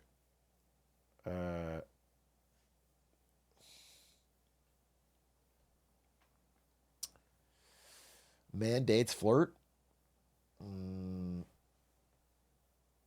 Project was approved. The local community, led by the neighbor, sued us. Basically, they didn't feel the zoning should have gone through. At present, we are in contract with the neighbor who now loves this project so much and is holding out for us for zoning that we're going to have phase 2 of Sandy Hollow next door. Zoning. The key to any respectable town. You know, we used to zone in my neighborhood back in the day. Long summer days where me and my friends would just take out a map, zone up the neighborhood a little bit, apply various laws to keep out certain... Anyway, every building in the Hamptons is expected to fit the beach community's aesthetic character. If it doesn't, the project can be blocked. That's called zone defense. In order to appease the community, Curtis's buildings are made to look like typical Hamptons homes, because nobody is exempt from the all-seeing Hamptons zoning boards. Billionaire investor Carl Icahn was knocked for an unpermitted gazebo in his yard that he said he needed to protect him from wasps when he was eating his breakfast. Robert Kraft has been battling the town of Southampton over a $2 million elevator. You got to imagine the type of HOA Karens. What's a male Karen name? Because it could be both. But the type of Karens, male or female, that you must have, Kevins and Karens, that you must have in a community like this, they just have so much money and so much time. They have absolutely infinite resources and infinite time, and they're still unhappy, so they're going to take it out on anyone and everyone.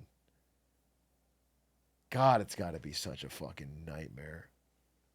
And they have nothing else to care about. Yeah, that. And current Secretary of Commerce Howard Lutnick had to fight to build a barn that he said was going to be for an apple orchard, but others suspected was going to be used as a garage for his classic cars. And while Southampton has made a more concerted push to fund affordable housing since 2022, land is hard to come by, and much of it has been bought and preserved from building by the town. It was given to us by the county of Suffolk. They appraised for $1.4 million. We sold them for $300,000 each. and we got a $50,000 down payment assistance. The individuals that were selected for each one of these homes here was a teller, local teller at the one of the local banks. This here is a EMT medical professional, longtime Southampton person, went to Southampton school, and the person over here is a school teacher at the Southampton school. That's cool. And also in the summertime when they're off, they're beach. What's crazy though is like I don't understand why. They must love the community. Because the second you get one of those, you've won the lottery and you can just sell it for such a massive markup. Like if I'm a local school teacher and I'm selected to get one of these homes for $300,000, is there must be rules about being able to, otherwise you just list it for fucking 4.5 million or something. And then you're set for life. Move somewhere else. Don't be an EMT in the Hamptons anymore. Attendant for Cooper's Beach, which is by the way the number one beach in the world right now. The number one? The number one. According to who? According to the world. And so... A little defensive on the beach fact check, huh, Curtis? I mean, sure, he's doing solid work for his community on the housing front, but why try so hard to stop an investigative hound like me from seeing if Cooper's Beach was really the number one beach in the world? Cooper's Beach, which is, by the way, the number one beach in the world right now. The number one? The number one. According to who? According to the world. According to the world. According to the world.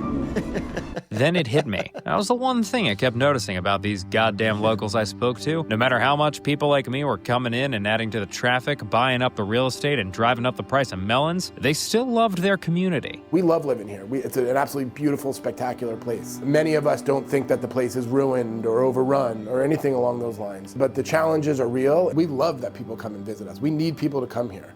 But there's challenges, and you got to be respectful of that. No matter what your day is like, no matter what you've been through, you can go down to that ocean and walk along that water. My parents used to drive down to the ocean and navigate it every night and just look at it, make sure it was still there. I mean, look what we're doing. We're trying to keep history alive and trying to remember the past. But if I was going to get a real sense of how locals felt about the John Hamptons, I had to go to the one place all unfiltered opinions come from: the youth. People will talk about how bad it is with all these people coming out, but I love it. I bring so much excitement out here, and it gives opportunity for the newspaper. Billy and Harry are a couple of high schoolers that started the Ditch Weekly, a local newspaper in Montauk written by local kids. I walk on the beach and I see everyone just on their phones. Everyone's coming out here spending so much money to be in the Hamptons. This is where everyone wants to be, and no one's looking up. This is something that brings the community together. It gets kids going. All right, Billy, well, thank you so much for showing us around. Bro, only a fucking rich kid could start a newspaper in the Hamptons in 2025.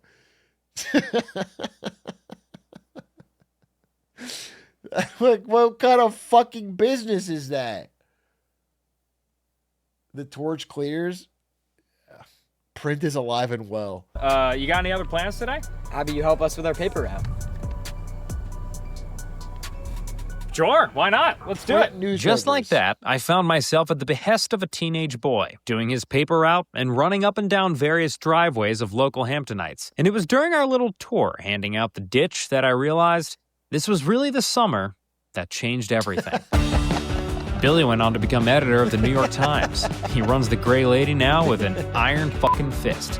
Hugh is still at the Historical Society, bragging to tourists about how cheap that house he bought was. Gavin saw Sylvester Stallone at J. Crew last week. He didn't say anything because he knows how to be cool in that situation. The Hamptons have become legally zoned as a foreign nation, ruled by Bethany Frankel, in which it is illegal to be anything other than a billionaire. That's All awesome. their landscapers are Tesla robots, their number one export is brand activations, and they have recently waged bloody war on Key Biscayne. Harry went on to become a professional surfer. And me? Well, for good work, I'm Dan Toomey. Would you guys ever start a Ditch Weekly YouTube channel? It's possible. I just feel like Please YouTube's don't. You'll bury us. Yeah, I feel like YouTube's honestly a little bit outdated. Everyone's not to hit on you guys, but it's like everyone's on short term. Oh, fuck. First of all, says the guy bringing back print?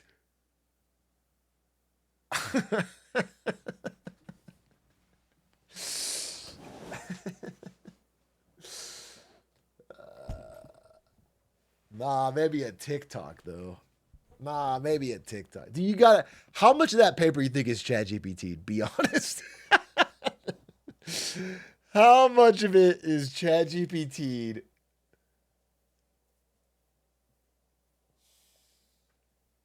Can I read The Ditch online? The Ditch, Hamptons.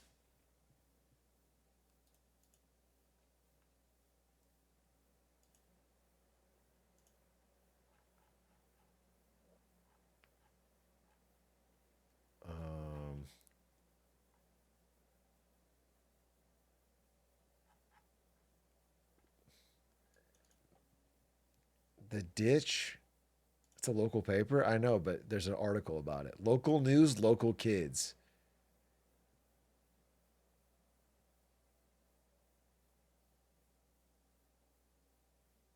Practically everyone on staff had bumped into Scarlett Johansson.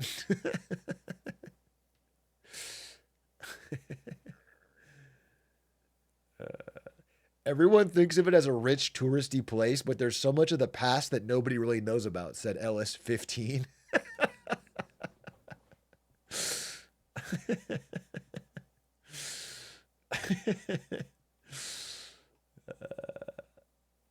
Dude, I want to fucking read some of this.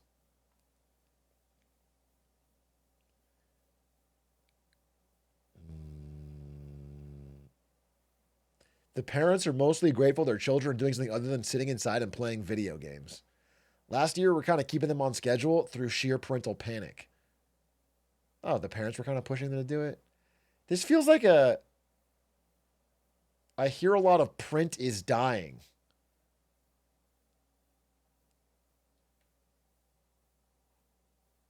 I mean, these have rich parents, right? I'm just being real.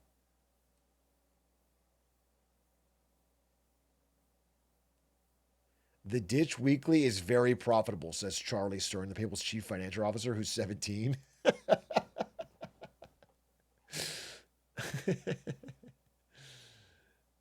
Printing costs are $900 per week. This is crazy.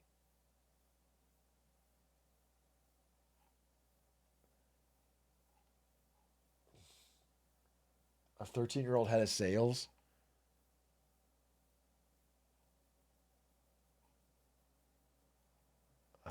Good for them, I guess. I'm not going to be a hater. You're making a paper. When I was fucking 13, I made a newspaper called, what did I call it? It was called like the Orange Star Weekly, and it was me reporting from the front lines of Advance Wars. The video game Advance Wars. I would play the game Advance Wars, and then I would write a fake newspaper as if it was real. And it had a readership of 2, my parents. And my dad didn't like it.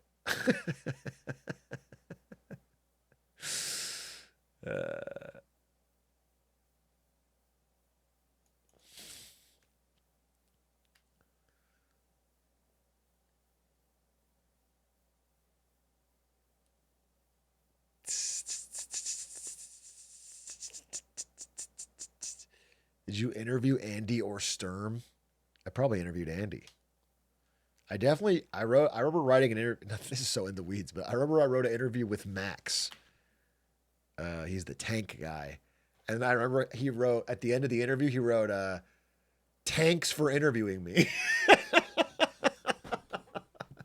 My parents didn't get the joke. I thought it was fucking great, dude. I thought it was fucking cinema.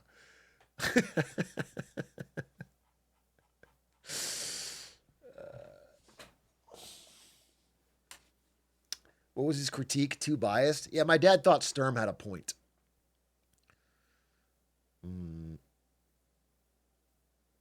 My dad thought the paper needed more pro-Sturm commentary to be balanced.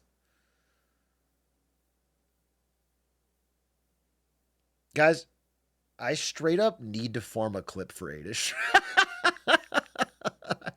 And I don't know what to talk about. I don't know what to talk about right now.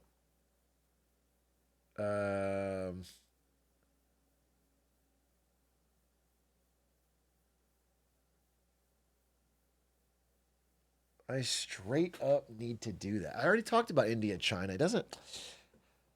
There's probably something there, I guess, but I feel like I've mentioned it before. I feel like I'm too on top of it, honestly, bro.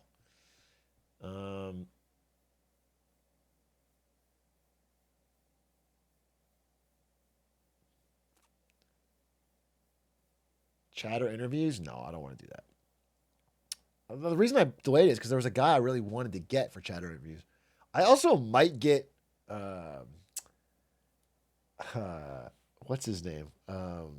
Airrack, the YouTuber, as an interview for Chatter Jobs, and he's gonna tell me what it's like being a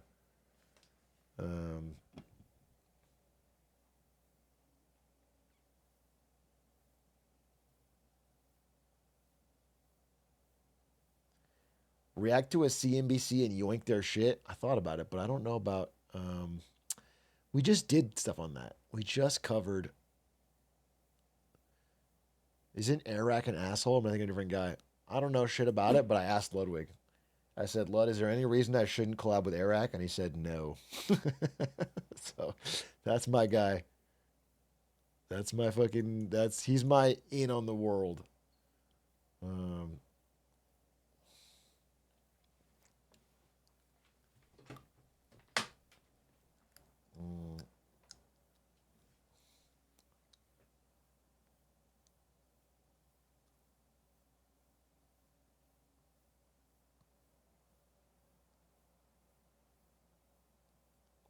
Pros and cons of Aiden going to Sweden.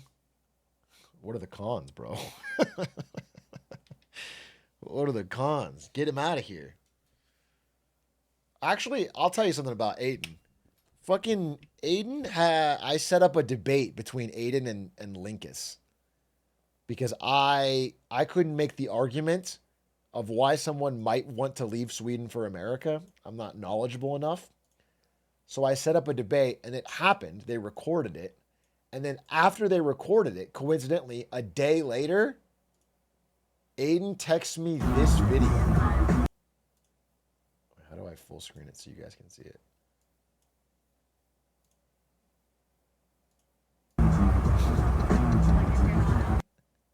Interesting. He's a fucking patriot now.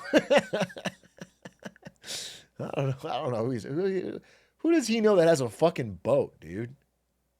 God, Aiden has too many friends. I swear to God. He has too many friends.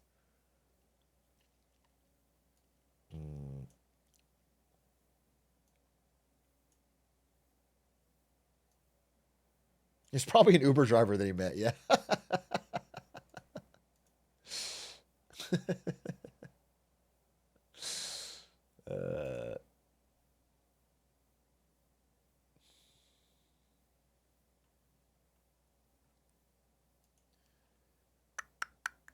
Talk about Superman movie?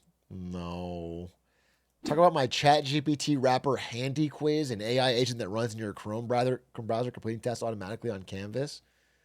This just sounds like even more degenerate levels of cheating. Hey, 984047, thank you for the gifties. Thank you for the gifties. As a Swede wanting to move, Aiden will hate the antisocial society. I promise you. I thought the same thing. It won't happen that way. Aiden might hate the weather. It might become a long winter and Aiden hates it and they end up leaving. But Aiden can make friends with a fucking rock. Antisocial Swedes will be no match for his... He'll be like Cortez bringing smallpox to the Americas, dude. Aiden, they won't have the natural defenses for it. He's going to rip through it. He's going to rip through Sweden. And he's going to make friends all over.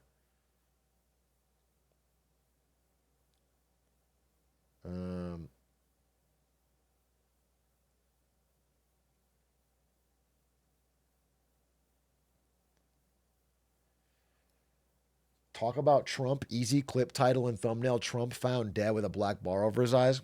Dude, I don't know why, but I think the Trump dead stuff is so... I don't get it. He's not dead, and there wasn't even like a scare. People have talked more about the Trump dead thing than they talked about the actual assassination attempt. And then they say manifesting, but then it's just JD Vance would be the next guy up, which is like, it's not like the policy of the United States would drastically change. It's another 3 years anyway. So it's not, I don't even see the manifesting. We gotta talk about this. What's this? Labubu at a Vancouver rave. I'm not that interested in that. I'm not that interested in that.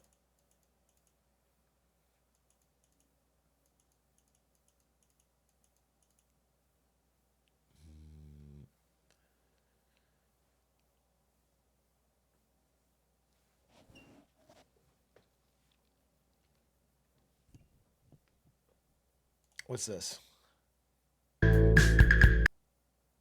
Why does Santa play a saxophone in China? And you linked me a video that starts in the middle.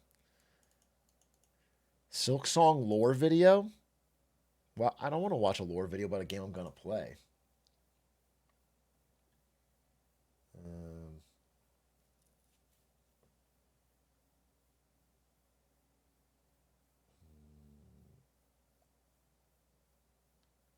Big A, I got a bat emergency. This is not a joke. Can you help me? If you have a bat in your house, you should try to become Batman. Now, normally that means your parents have to die. I don't know how you want to handle that, but I think we could use a Batman, is all I'm saying. I think we could use a Batman in this nation.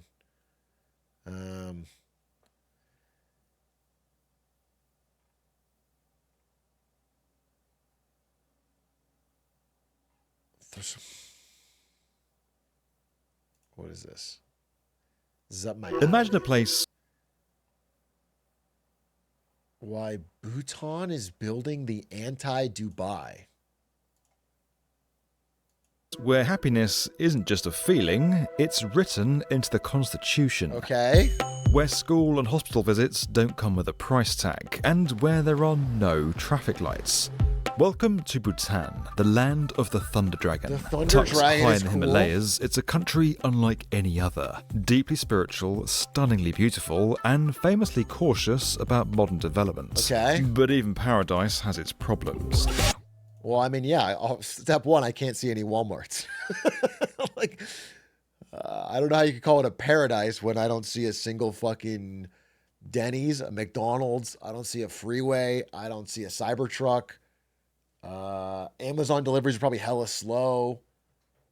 There's a lot of problems that I'm already noticing, but I'll give them a chance. Young people are leaving this place in major proportions. I can see why. So how did Bhutan, a country that prioritizes its people's happiness, find itself with so many of them leaving? Economic opportunity? Despite everything it has going for it, people are leaving. No jobs? It is an existential crisis.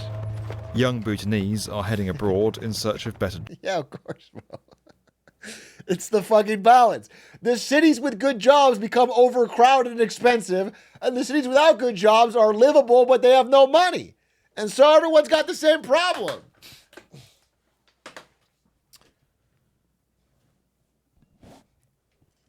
And then someone in chat said Labubu Tanese, which isn't relevant, but does have a bit of wordplay that I'll give you credit for. Jobs, more opportunity, and many don't come back.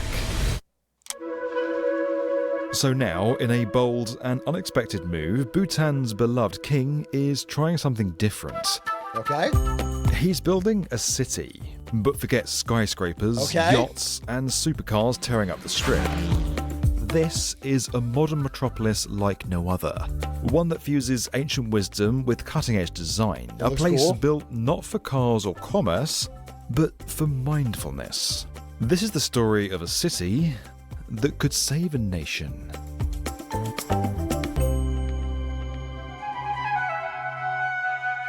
Now, this is a construction channel, and trust me, we are going to come onto it. But first of all, I'm guessing you probably don't know very much about Bhutan, and there's a good reason for that. Bhutan has always done things differently. For most of its history, it was effectively closed off from the outside world. I don't know Even much when about it. tourism began in 1974, only a handful of visitors were allowed in. Television and the internet didn't arrive until 1999. Traditional dress is still commonly worn, and even in the capital, most buildings use simple construction methods. Okay. But why? Well, I'm not an expert on this country, so we got in touch with a Bhutanese monk to tell us more. Hi everyone, I'm from Jamyanglodin Diaries, and today I would like to take you on a brief journey into one of the world's most unique and peaceful countries, my homeland, Bhutan. Okay. Bhutan is a small here we go. Himalayan kingdom located between India and China. I would say a famously peaceful border between India and China. But I guess it's probably getting more peaceful now that America has driven Modi into Xi Jinping's arms. It is known not just for its breathtaking nature, but for its depth spiritual heritage. Life in Bhutan is slow-paced, deeply spiritual, and centered around community and harmony with nature. In the West, material progress often drives daily life. In Bhutan, we value balance between tradition and change, inner well-being and outer development. That is Bhutanese way of life. Okay. That way of life has given rise to one of the most unique ways to run a country in the world. Sounds woke. In fact, if you know anything about this place, then you'll probably know that where other countries fret about their GDP, Bhutan measures a much more important index. It's gross national happiness. The GNH was invented by Bhutan's fourth king in the 1970s and aims to measure the country's development holistically. It's taken so seriously that it's even written into the constitution. Okay. Unlike GDP, GNH values happiness and well-being of the people above economic growth. It focuses on the preservation of environment, culture, good governance, and spiritual values. For us Bhutanese, it is not just a policy, it is a way of life. We grow up believing that the purpose of life is not just to succeed, but to be kind, mindful, and content. This is the type of shit people post on Instagram when they're broke. I'm not saying it's not working for them, but here in America, that's what you type. That's the caption you put when shit's not going so well financially. Don't tell me about this place. I'm going to move here in a second. But there could be something to it. I mean, I think I remember reading about Bhutan there was a book called The Blue Zones of Happiness. And it was about areas in the little pockets of the world where happiness was like an outlier. And it might have been in there. Let's see. What is...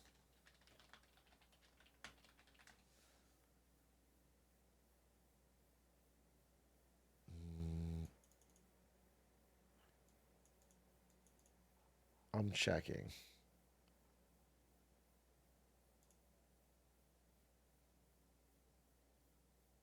It looks... They're ranked the 95th in the World Happiness Report.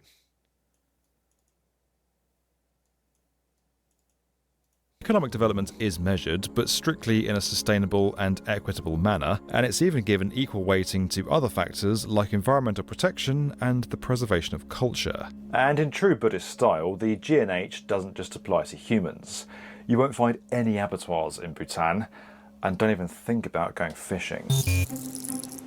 So, if Bhutan is so great, why are people leaving? Well, we asked someone who should know. Dr. Lotai Tushering... Dude, I'm seeing on Reddit, it's a guy that lives there. He's like, we don't have to claim we're the happiest in the world. Our tourism industry and our government is doing that job for us aggressively. So I'm wondering if it's a bit of a tourist thing, bro. Governor of Mindfulness City. Problems that Bhutan is facing is nothing unique or nothing different from any other country's problems. We have demographic issues, we have population issues, Everyone's we have got economic them. problems, Everyone's we got have them. migration problems. Ultimately, Bhutanese are talented, educated, sincere, hardworking. But given the fast-changing world, Bhutanese are also expecting high-paying jobs. Bhutanese are more than willing to sacrifice even their lives for the country. But when it comes to day-to-day living, we are human beings. That's a fair Bhutan point. may be rich I in agree with everything you culture and said. spirit, but its economy is still largely agrarian, and life can be tough. Over recent years, that's led many of Bhutan's youth to find opportunities elsewhere.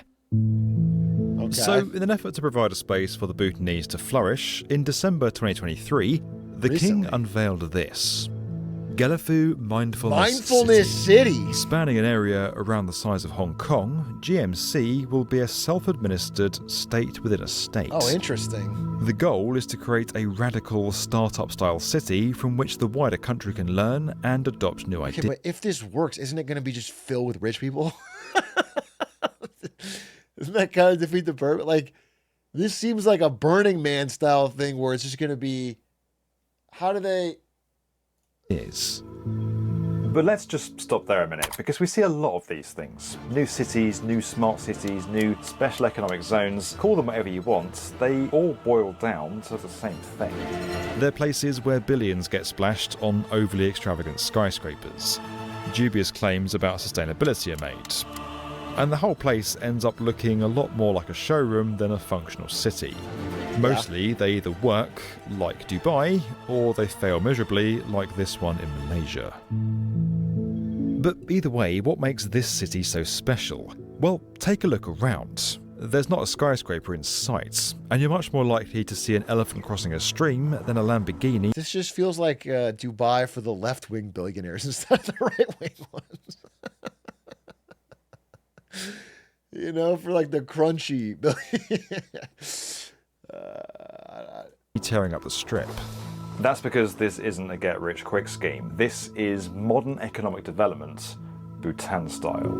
GMC will consist of a series of towns spread among the numerous rivers and streams of the region, all connected by a series of truly incredible bridges. These monumental structures are not just ways to cross the river, but key focal points of the city.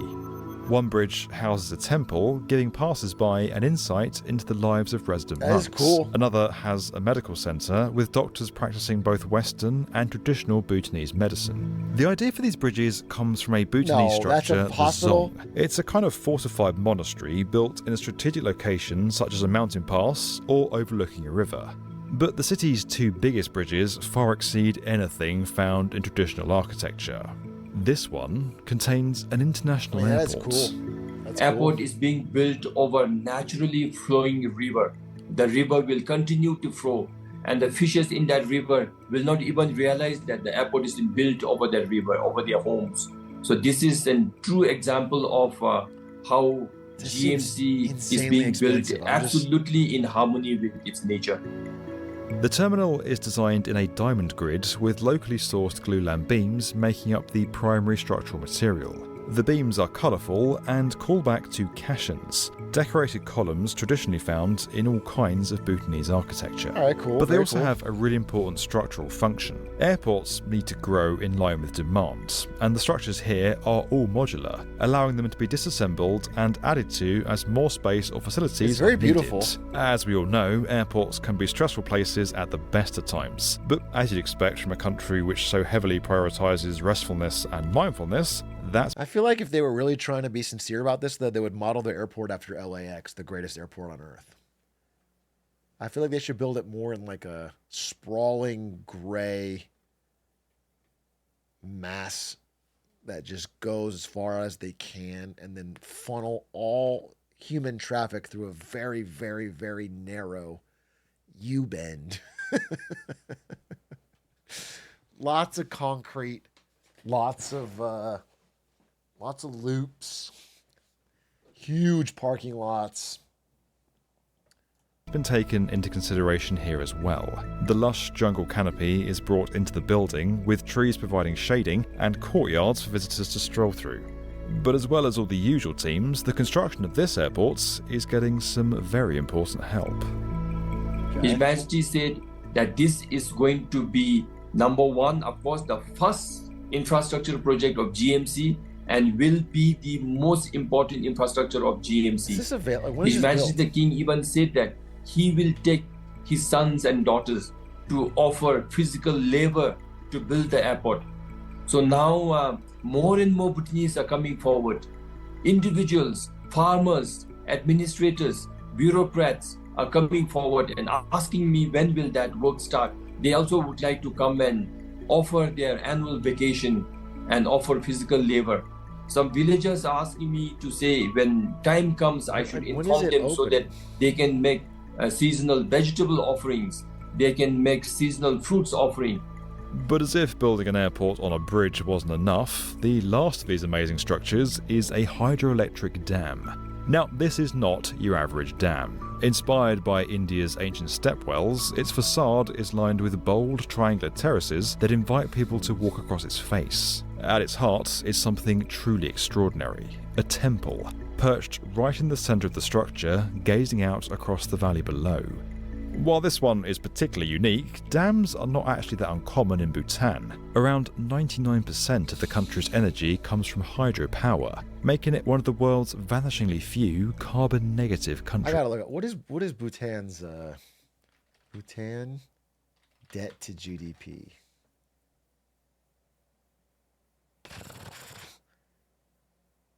$123%. This is not looking good.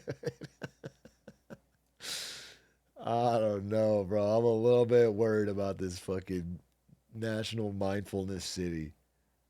I'm worried about this project, bro. How about their national happiness ratio? Try debt to happiness. So, in case you're wondering, all of these renderings we're seeing are just renderings. They're not, nothing's built yet, or like something's been built, but it's not open. It underlines just how seriously Bhutan takes its environmental commitments. This is a country where, by law, 60% of the land has to be covered in forests. And again, whether it's trees on skyscrapers or eco-friendly cities in the desert, when it comes to questionable sustainability claims, we've seen it all. Dude, the line is Could so Gelafu crazy. be the real deal? Well, take another look at the city's skyline. The reason it doesn't have skyscrapers is not just because Bhutan doesn't have a tradition of building them. You won't find... You know how we have skyscrapers and they're like, they go super tall into the sky and they have like a lot of businesses and offices and stuff? What if we had like ground scrapers and we dug underground and it's where poor people could live? Okay? So they go straight down, it's like 100 floors down, and that's where you could put like, so it doesn't fuck with property values.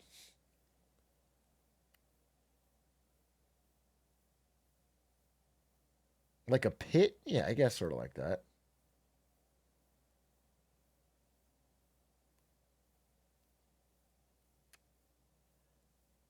Call this just like Red Rising? Yeah, kind of. Any building here above 6 stories tall. And that's all in an effort to reduce the amount of carbon-intensive materials like steel and concrete that the country uses. And that's not all. The idea of building in harmony with nature even extends to one of the city's greatest threats: flooding. Gelafu sits here at the foot of the Himalayas. Those rivers that run across the country are prone to flooding in monsoon seasons. Now, if this was all about maximising profit, the way around that would be pretty simple. You'd build right up to the edge of the river and then create an extensive network of sewers and storm channels to divert the water into and flush it out of the city as quickly as possible. But the problem with that is that it's very resource heavy, more of that steel and concrete that we talked about earlier. Okay. It also creates more of a human footprint in an area where people are trying to tread as lightly as possible. The solution has been to create buffer zones around the rivers where paddy fields are going to be planted. As well as providing the city with agriculture, the paddy fields are perfectly suited to absorb the excess water caused by flooding. Instead of creating hard surfaces to remove the water, the city tries to turn itself into a sponge. Elsewhere, permeable paving slabs and gardens are going to allow the city to absorb rainwater without relying on an extensive sewer system. By reducing the amount of concrete and allowing nature into the city, it's also going to create corridors for nature and help the nation achieve its gross national happiness target. So, when is all of this going to happen? Well, the plan is for the infrastructure works to be fully complete within the next 10 years. But the authorities are more concerned with doing this properly than with doing it quickly. They're also hoping that once works really do begin in earnest, the influence of the GMC is going to spread far beyond the southern plains. The best for them. I'm not against These trying are new things. very high demanding, unique projects that will require a similar level of but I'm skeptical, technical skills. Are we good enough, Bhutanese? Do we have enough? No, absolutely no. We are not good enough. We don't have enough quality, skills, and numbers to match that demand. We not just realize that, we also are willing to open up ourselves to get the global experts to do the job for us and be willing to work with them side by side and learn from them. So when there is a similar structure, similar project being designed elsewhere in the world, 40, 50 years from now, Bhutanese will be consulted. Bhutanese will go out to advise them and guide them. This city is Bhutan's way of learning from the wider world. And from the looks of it, the rest of the world... I'll just tell you, that's what they're doing right now with the line in Saudi Arabia. And they're flying in experts from all over the world and paying them absurd amounts of money, and it's making no progress. And the experts are just fucking suckling off the massive government budget. They're just slurping it all up, and they're going to leave, and they don't care if it actually gets built. A lot to learn from Bhutan too. Now let's give the last word to Jamyang Loden. Take it away, mate. There's a real sense of anticipation and faith in the project, not just as a city, but as a new chapter for Bhutan. Thank you for listening. I hope this message brings a little peace, curiosity, and reflection into your day, from the heart of the Himalaya to wherever you are. Don't forget that we're inspiring the next generation of builders. Brick borrow. Okay, well, that's, it's a cool idea. I'm a little skeptical, especially with their debt GDP being what it is. I thought if they were like at 50%, I'd be like, well, I guess they have a lot to play with. They could probably throw a lot at this as like a plan for their economic future. But if this is government funded and they're going to spend 10 years of money on it, then they're borrowing to do that, and sounds risky to me.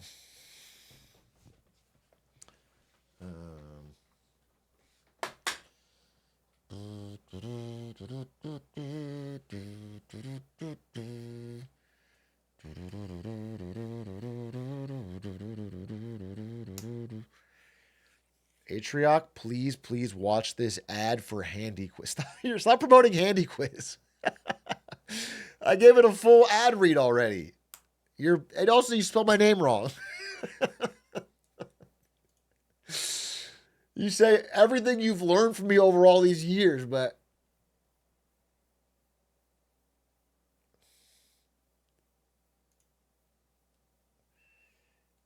he is a sub.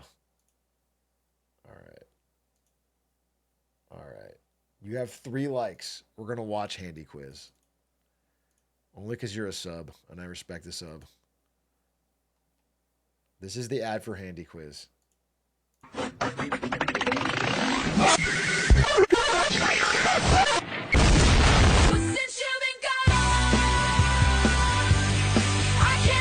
Hey kids, do you want to cheat in school in the most optimized way possible? If so, Handy Quiz is for you. You see, Handy Quiz doesn't just solve your quizzes. It sees what's on your screen, then sends that information to AI, and then the AI decides where and what to click on your screen. It's essentially an AI agent for Canvas. And I know what you're thinking. Aw, geez, Rick, this seems kind of sketchy. Plus, I bet it's super fucking hard to install. No! It's totally undetectable, takes less than a minute to install, and is great in every way. So the next time you're starting a quiz with 30 questions, don't become a human bot. Get Handy Quiz for free. Wubba-lubba-dub-dub. That's what you learned? I'm not banning him. He's an entrepreneur. He's an entrepreneur.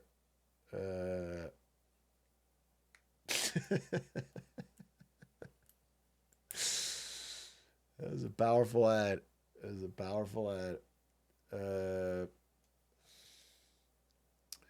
Oh, I didn't see what. Well, it was super racist? Rick Sanchez talking was super racist?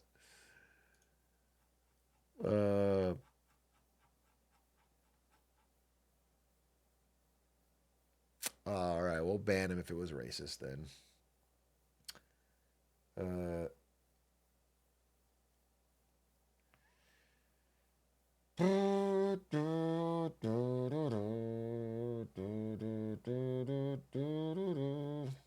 Sigh, another great idea sullied with racism.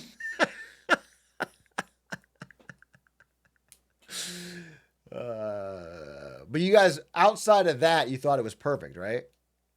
You guys were like extremely, you were like, holy shit, this product is so good. And I'm so on board, but then he ruined it with the,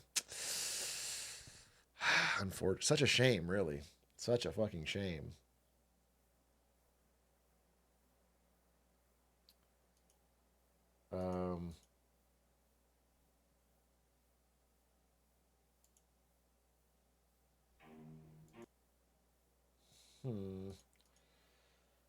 Okay, well, I have to clean my house before my wife gets back tomorrow. But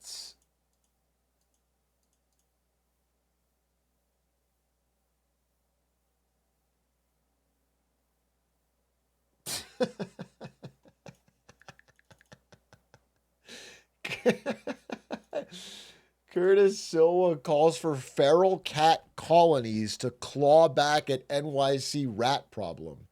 Caped crusaders at night. How is Zoran supposed to compete with this?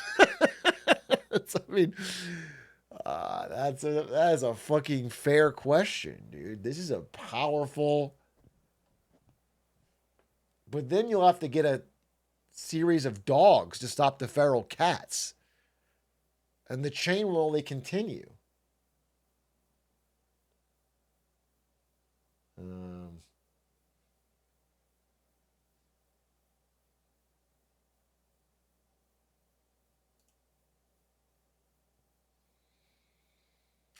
I can't breathe for the first time.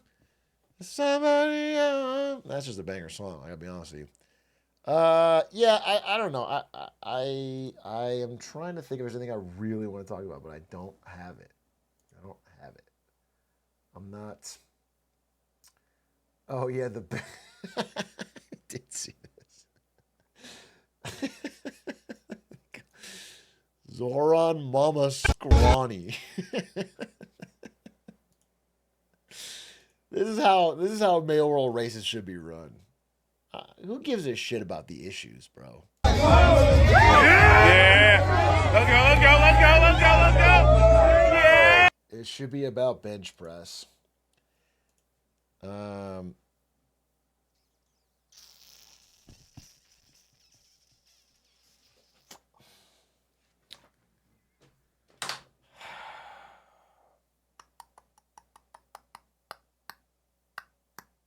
Definitely not watching Smallville. Well, it's already 11 o'clock. I'm supposed to go to bed right now. I'm trying. I think I'm trying to remember. I read some interesting stuff today, but it's not coming to my mind. And I thought, I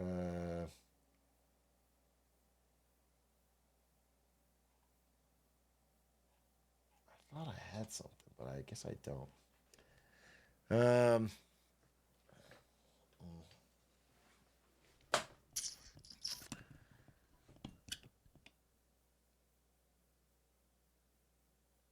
What was so interesting about it? I don't know. It's literally a holiday and you're punishing us? What do you mean it's a holiday?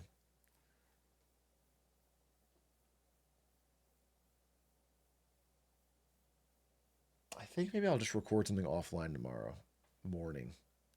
And Oh, Labor Day? I thought Labor Day was only for streamers because they labor the hardest. I didn't know you guys got Labor Day as well.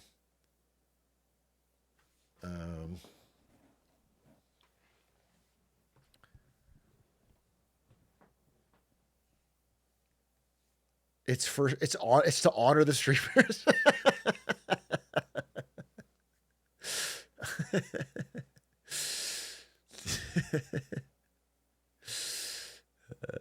We don't really deserve it. You right? Is the world's second hardest job right behind you? No, it's way down the list. It's to honor the unemployed. Last hour of Atrioc August? Well, Atrioc August is sort of being morphed into Silk Song September. I don't know that I'm going to be skipping a day. I might even stream all 7 days for Silk Song, at least the first week. Silk Song September is going to be... So it's the 4th. So on Tuesday, we're doing best tweets. On Wednesday, we're doing get to work DLC. On Monday, news reacts. Maybe a prez. I have a short prez. And Thursday, Silk Song. And I'm just going to go fucking hog wild on Silk Song.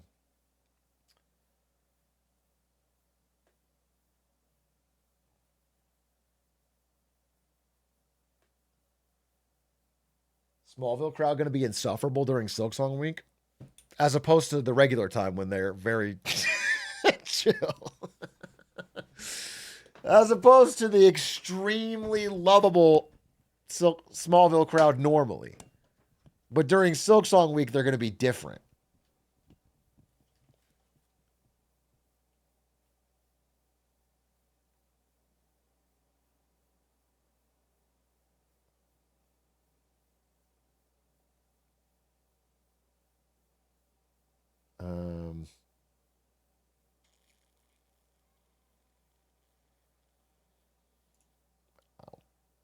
We're playing Get to Work DLC on Wednesday.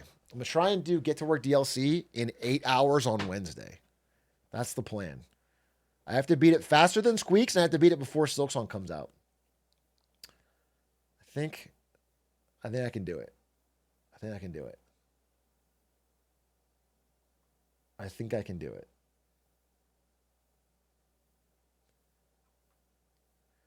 When Hades 2 get a full release, we also play it? Probably, maybe. I don't think I will. I think I'll play Hades 2 offline. Dude, playing Hades 2 the first time when it came out was one of the dumbest things I ever did. It was like right during the Kendrick Drake beef. I think I had like 7K viewers the day before. And the next day I wouldn't talk about Kendrick Drake at all. And I played Silent Malding 20 hours of fucking Hades 2. And all those new people were like, yo, Atrioc, what do you think about the new diss track or whatever? And I was like, shut up. And I just played Hades 2 and they all bounced. They all bounced, bro. But I guess you have to keep it authentic. You do have to weed them out. It's called curating your audience. I guess for Twitch, that's kind of the purpose. To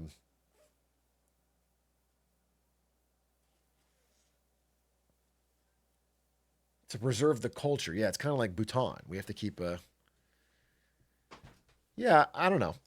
I'm trying to think of things I really want to get done before Silk Song, because I'm really gonna play a lot of Silk Song, and I think it's gonna be so fucking sick.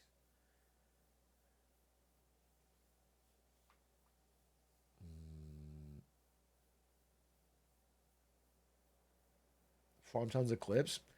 I do have to. Well, I'm still thinking like on like not Wednesday or Thursday, maybe, but like on Friday, I could like do a clip. I could talk about news. I'm still gonna read news in the mornings. I'm still gonna do my normal thing where I go to the cafe in the morning and read some news and make my notes, and I'm still gonna do my routine, do my pull-ups.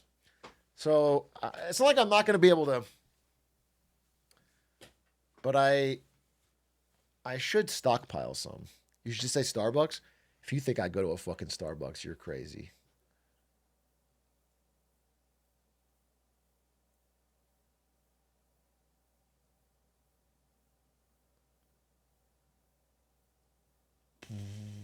You're wearing pull-ups? Yeah, put on my diapers.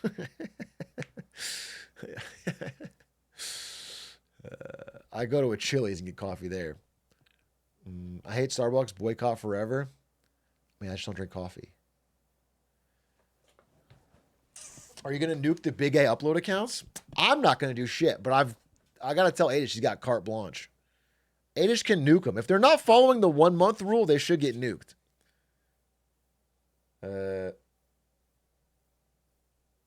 They should get nuked. Oh, I actually need to hit up I need to hit up the editors. We got to figure out how to get a Silksong video out the day of or right after. Because, yeah, I got to do like a Charlie style Silksong video. Silksong is incredible or whatever. I need to get something like that. It has to come out the first day. Because if I wait and try to like make a playthrough video, it'll take 9 months. No, I just got to upload the first Silksong is actually peak or something like that. The Silksong, yeah, I got to do that. We actually have to do that. And it's got to be like the first 2 hours of gameplay. The Silksong situation is wild. Actually, that's a reminder to myself. I just need to tell the chat. I tell the editors that. Make it now and then just add in gameplay. What do you mean make it now?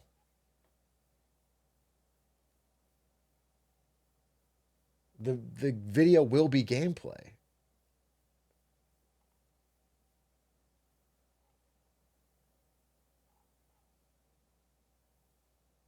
All right, yeah, I think I am going to play in the morning. I think I'm going to play Silksong at 7 a.m. on the 4th. Holy fuck.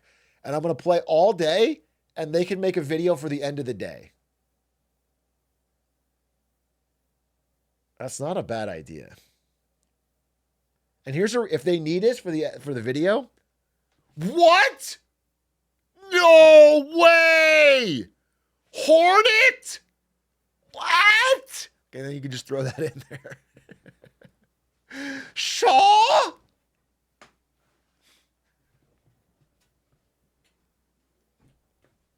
Holy fuck, we beat the boss! Yeah! and everybody pogs. Oh, this is so hard. And now, even if I don't beat it, just splice in some footage of someone else beating it. And then throw that react up top.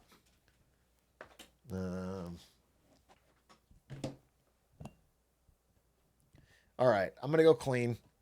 And I have to think about an offline video to make tomorrow morning. Fuck me. Thanks, guys, for watching. It was fun hanging out with you. Sorry I was a little tired today. I just played a lot of basketball. I'm running a little slow. I'll see you tomorrow. Goodbye. Wish me some sleep. See you.